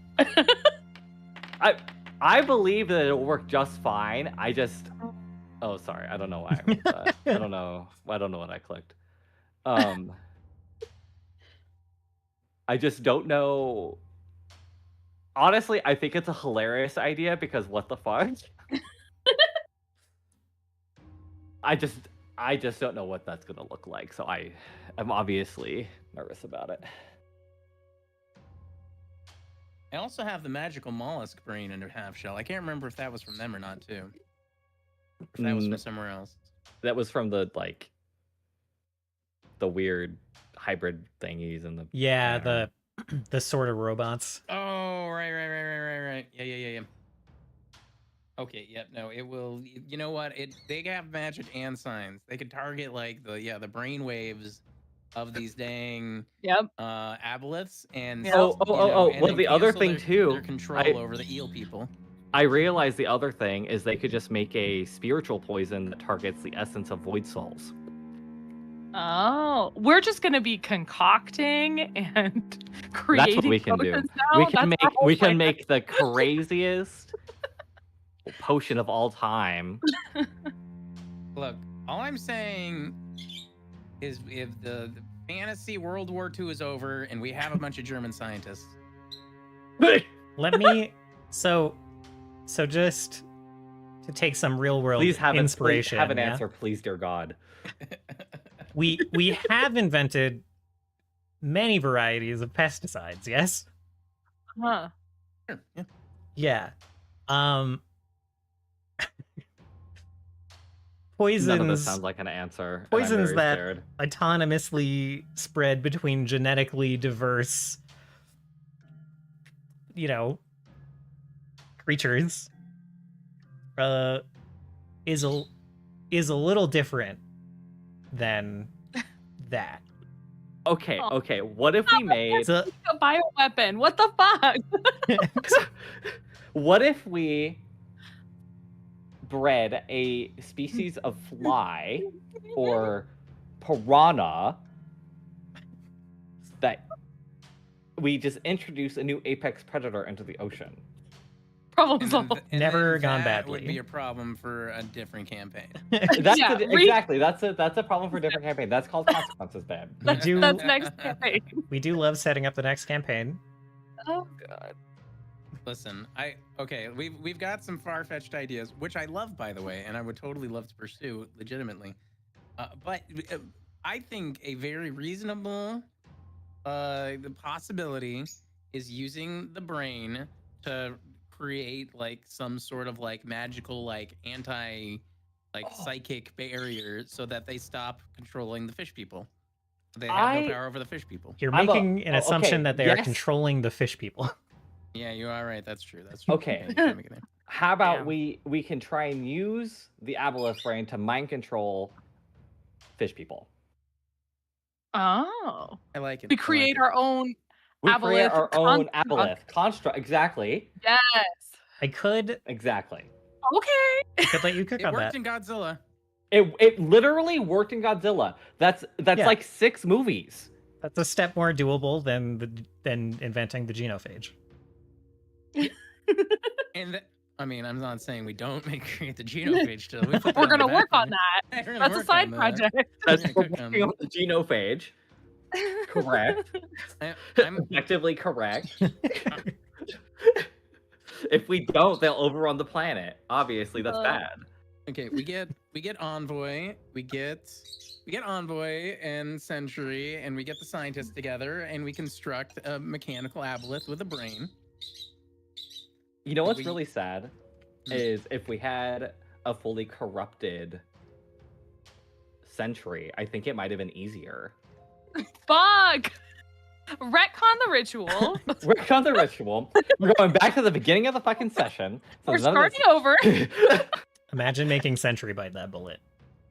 Dude. No one brave enough to take the Void Crystal themselves?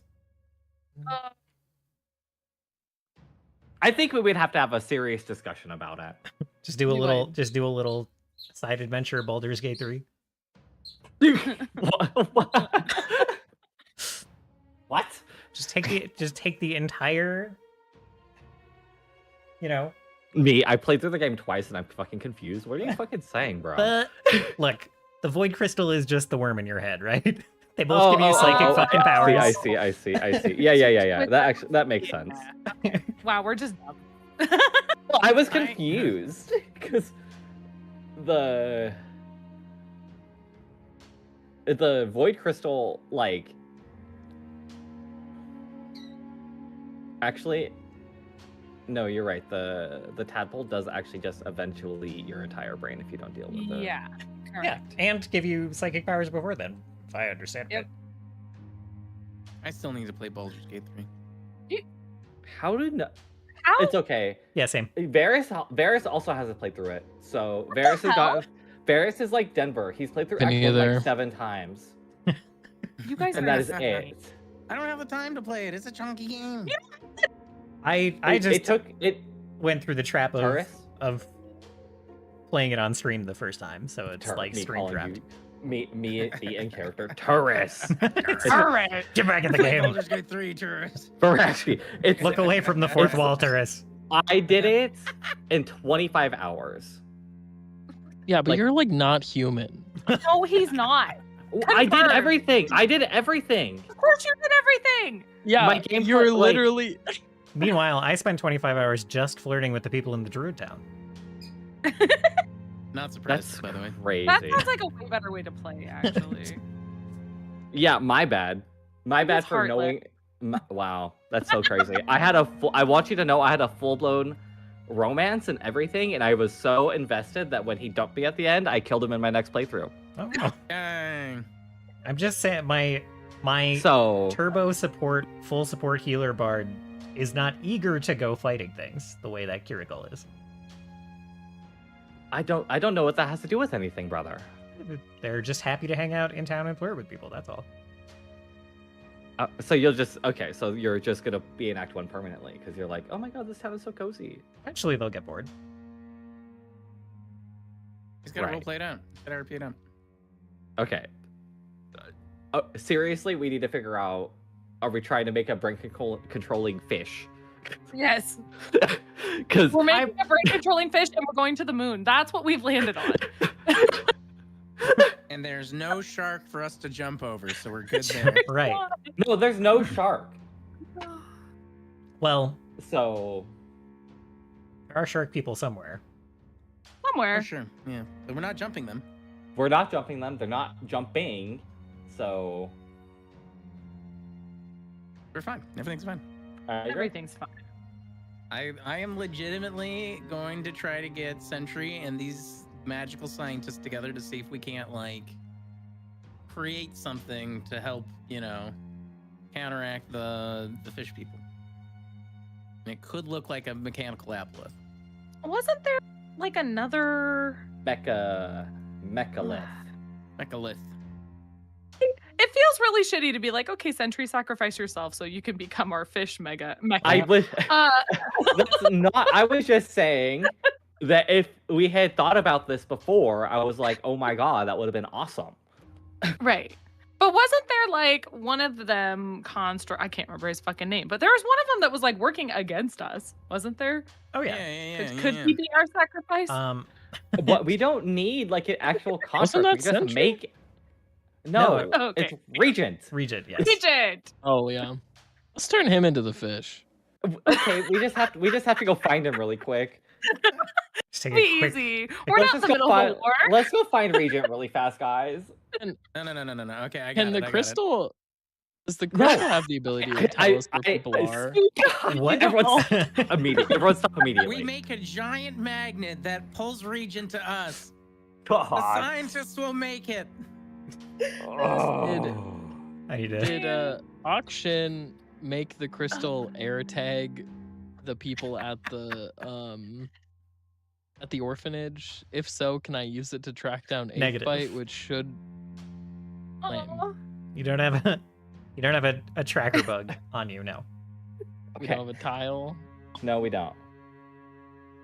Good lord. Okay. I Remember, think we didn't jump the shark though, so we're fine. no. We don't have to jump the shark about the stuff about the veil or anything. It's actually fine. But we have bombed the rails. Totally okay with that. How do you mean bomb the rails? I'm The so train is lost. gone. The train is Sounds like a derailed. metaphor for the the last train's 30 gone. minutes of this. No, we're going back. We're going said back we're to when on it made. rail. We're going back to when it made sense. God damn it. He's trying so hard. I can't When Okay. decide. when the Look. sun was in the Veil Spire. The Veil. That's when it all The made. rail splat. It all made sense when the sun The was, sun in was, the it was in the veil. Veil Spire. Oh my god. Not the spire, I mean the veil. I can't decide if Bill is lucky or unlucky that he's. I feel not like here Bill right would have now. loved this actually. Bill is- I fear that I thought Bill was gonna be a serious person, but I No. actually realized that No. he's a fucking goober clown. So he Yeah. would have loved this. Yeah. Oh yeah. 100%. So yeah, One day we'll find you a serious player to. she's not right sure. there. She's just also insane. She's I right don't fuck there. with war planning. I'm sorry. This is like so She's right not up my there. alley.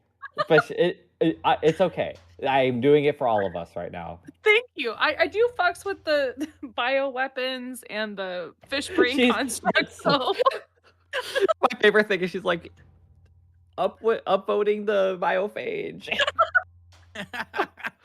God, no. I think that Turris and the team of scientists, they just try and make a like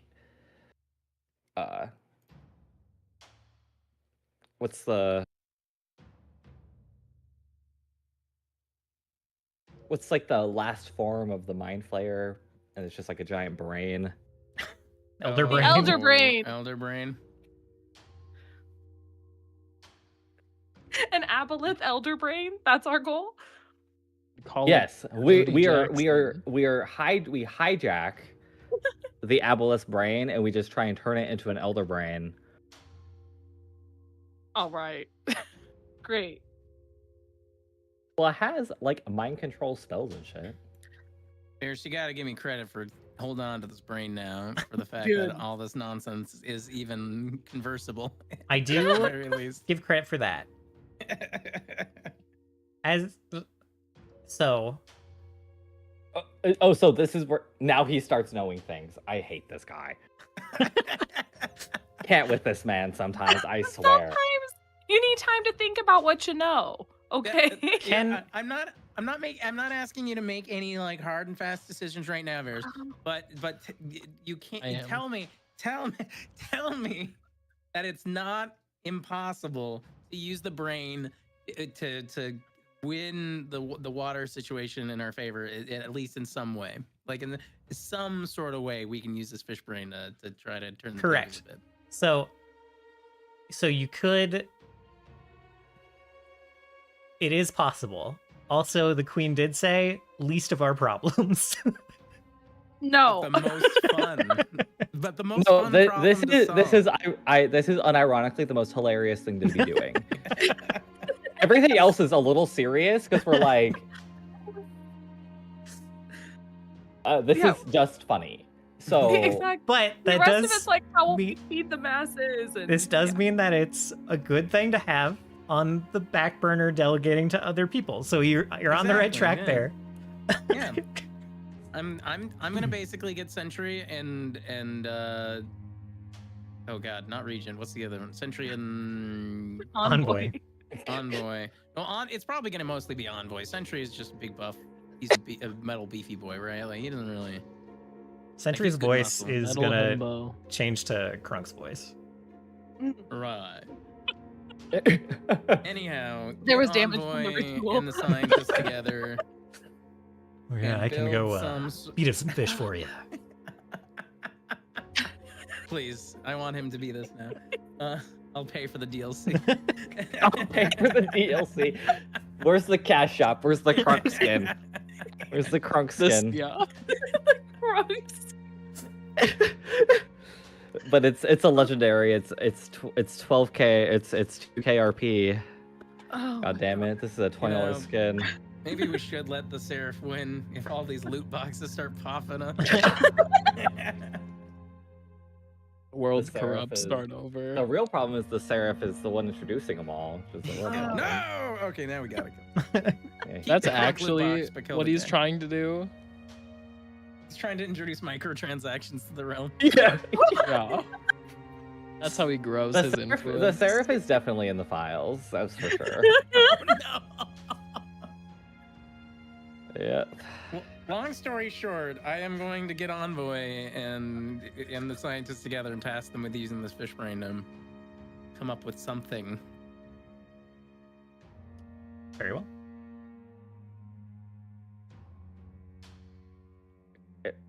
Voraktee, if you draw an Elder Brain with just a bunch of wires, he has to use it. Technically, I think It is- copyrighted by Wizards. Well, yeah. Well, you can't call it an Elder Brain. Yeah, Boomer that's brain. for sure. Boomer brain. It's the brain that You makes can him go call boom. it. The boomer You can brain. call it Older Brain. Elderfish. Elderfish brain. You Big can hosting. call it Bigger Brain, even. Mecha brain.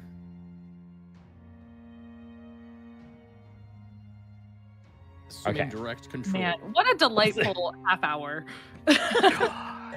May I ask? No, I you had may a not. clear idea of your priorities 25 minutes And ago. that No, you may not ask. You just have to. You have to rewatch the VOD That will not and help. figure it out. I was here. I can tell you that's not going to make it any clearer. I think it will help. Actually, I think if you give it like a day and watch it tomorrow, you'll be like, "Oh my god, yeah, I It follow all of this." makes I'm tracking this. sense to me that this idea you had about ambushing the Void Beast and the Tear in the Sky would be the highest priority, because that is going to be not possible in a matter of days.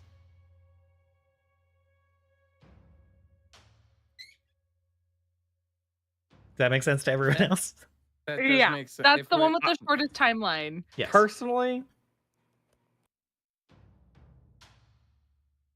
I was trying to catch one of the ships in the hole, but it's Yeah. fine. That makes sense. We can do that. We just got to also get the Void Beast.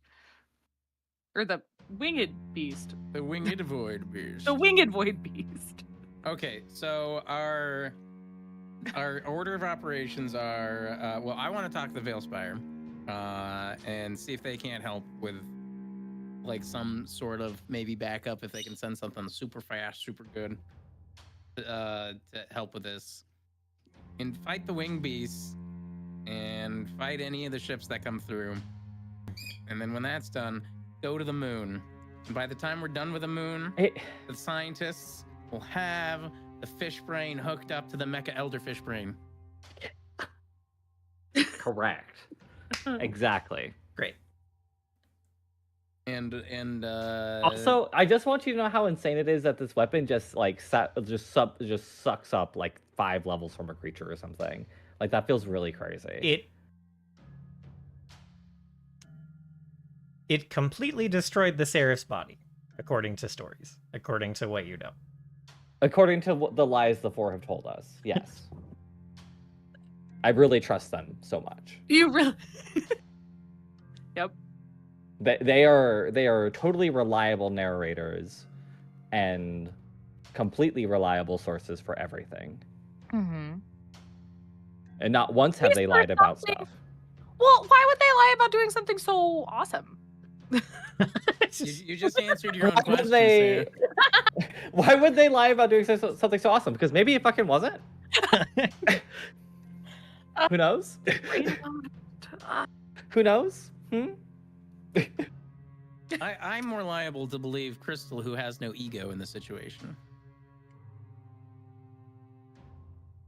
I think he has ego. I'm gonna be honest.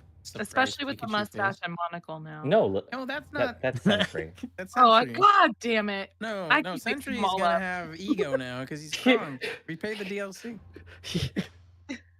I can't tell Actually, he won't have ego because he'll be Kronk. And we send him into the forest and tell him to go squeak squeakity, squeak squeaker. Correct. Talk to the Good earth. Lord. So talk to Veilspire, Winged Beast Ambush, Moon, and then Fishbrain Mecha. That's our priorities. It makes Excellent. complete sense. That gives me an idea of what maps I need to have prepared. That gives you also going to the moon. Going to the moon was on that list, but going on the moon is like number 3, right? Yes. No, it was on the list. Oh, was it? Okay, I don't. Yeah. I wasn't really listening. Wow. I'm sorry. My inner monologue happens when I'm annoyed. And you're like, it's Mad. so loud now. And actually, I'm still reeling. So I'm sorry. This is gonna stay with him for weeks. you have no clue. I've been planning since the beginning of this campaign with the idea that it was around the planet and the moon wasn't included. So now I have to think about it differently. And I think it might just be more useful to simply forget about that plan and do a different plan.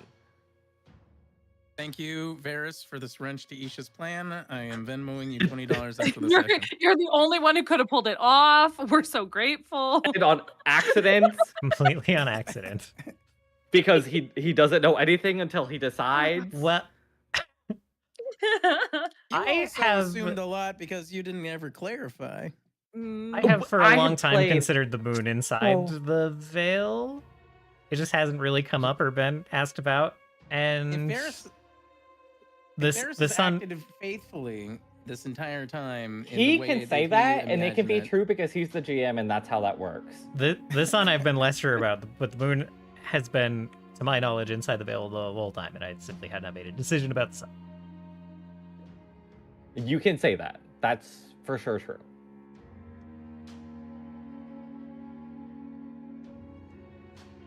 As the lore master, I have to disagree. But Oh, you, as the man. GM, you get the final say for sure. He's gonna be on the Reddit later tonight. You catch me posting on the Oh boy. conspiracy Reddit for this world that I don't even remember the name of really. You came up with one of them. But that's not like canonically. Like in the book, we would have learned your name first, and then when I named it would have True. come up in like book 3 or 4. Yes. Yeah, so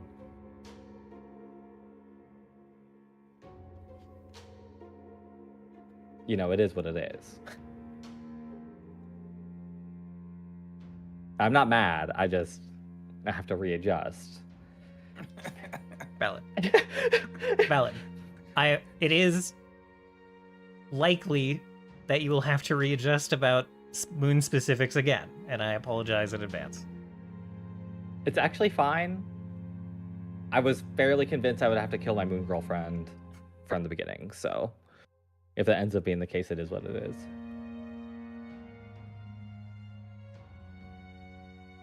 My moon ex-fiance, maybe? Hmm. I don't have a cliffhanger for you guys. It's okay, this was plenty. This was plenty of a cliffhanger. I feel like I've been hanging off a cliff for the last 20 minutes. Yeah, I Yeah, like and I'm Scar and you're Mufasa and I'm and I'm like, make a decision. Know something. Oh my god. You're like, no. I enjoy that we Oops. technically gave Varys a cliffhanger this time. Oh, look at us. We're such kind players. Dude. We're such good 71 sessions in and we pulled it off. Should be more What's just grateful to happening, us. guys? It's Oh, what- so funny how I had such a clear idea of what was going to be happening, and then it just got like overturned partway through the discussion.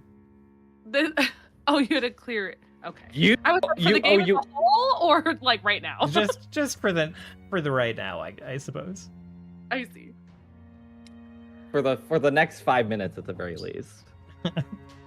And of course, canonically, we still have to appear super freaking cool as a super cool party to the Queen and the Rune Knight. So all of our insane ramblings were out of character. And then with only the actual logical parts, what we're conferring to the NPCs. Well, oh yeah, I thought it was pretty clear when I was like, "What the fuck do you mean?" None of the stuff I thought was true is true. No, Isha was literally looking up to the sky, being like, "What do you mean the sun's in the veil?" It was crazy. It would have been a good excuse to go crazy, though, I in character. will admit I did not know it mattered. Like I didn't know it mattered which side of the veil the sun was on. Or I mean, that doesn't. It was more The about moon. It mattered. The moon mattered the for sun, sure. The sun was much more like, I just thought it was so big that like the veil didn't do anything to alter it, That makes sense. like it does with like the smaller stars, like the stars that are farther away and stuff. Yeah, So- yeah. And I don't wanna.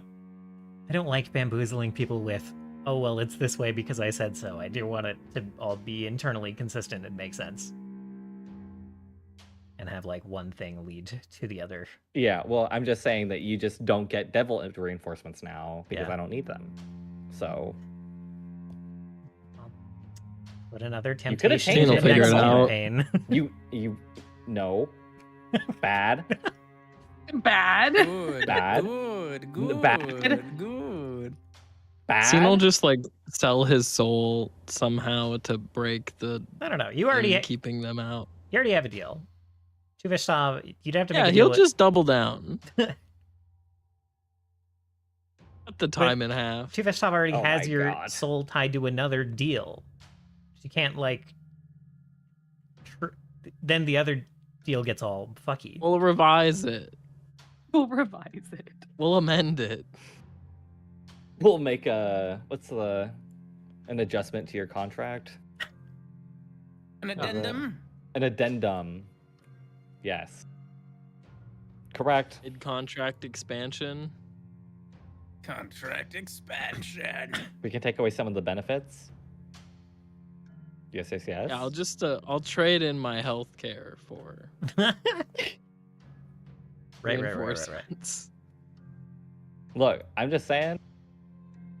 I don't particularly feel like I needed them. I just thought it would be interesting to wrap. Obviously, I'm having a really hard. I always have a really hard time wrapping Konnor, like scene into things. Scene into scenes. No, just things in general. Alright. Actually, Jokingly, So- slightly throw Dylan under the bus a bit. I did message him months ago asking no. him a question Uh-oh. about how I could incorporate, And stream like Very how I good. could use Veshtov in the background. Completely ignored it. I apologize. That's okay. I'm, Varys has I'm, been jo- ignoring I'm my DMs jokingly too. saying this. I could have. sometimes my favorite thing Jokingly is sometimes roasting when- me for real. One of my favorite things that Varys will do is sometimes I'll ask him a bunch of questions and then he'll answer some of the questions like they're all the same question.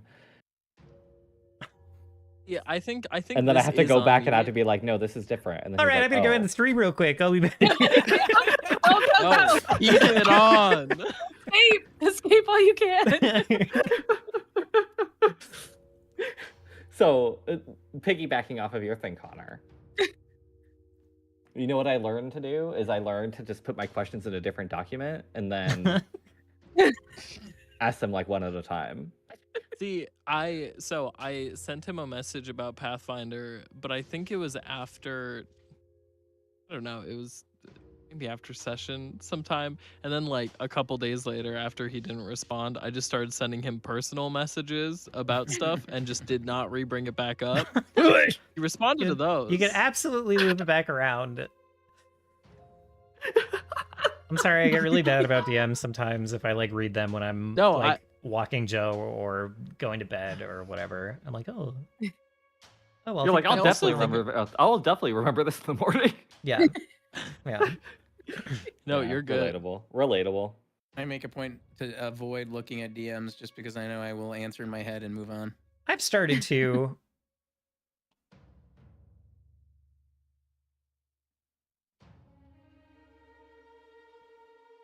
I don't know. It's not ideal. It's not ideal to do that either.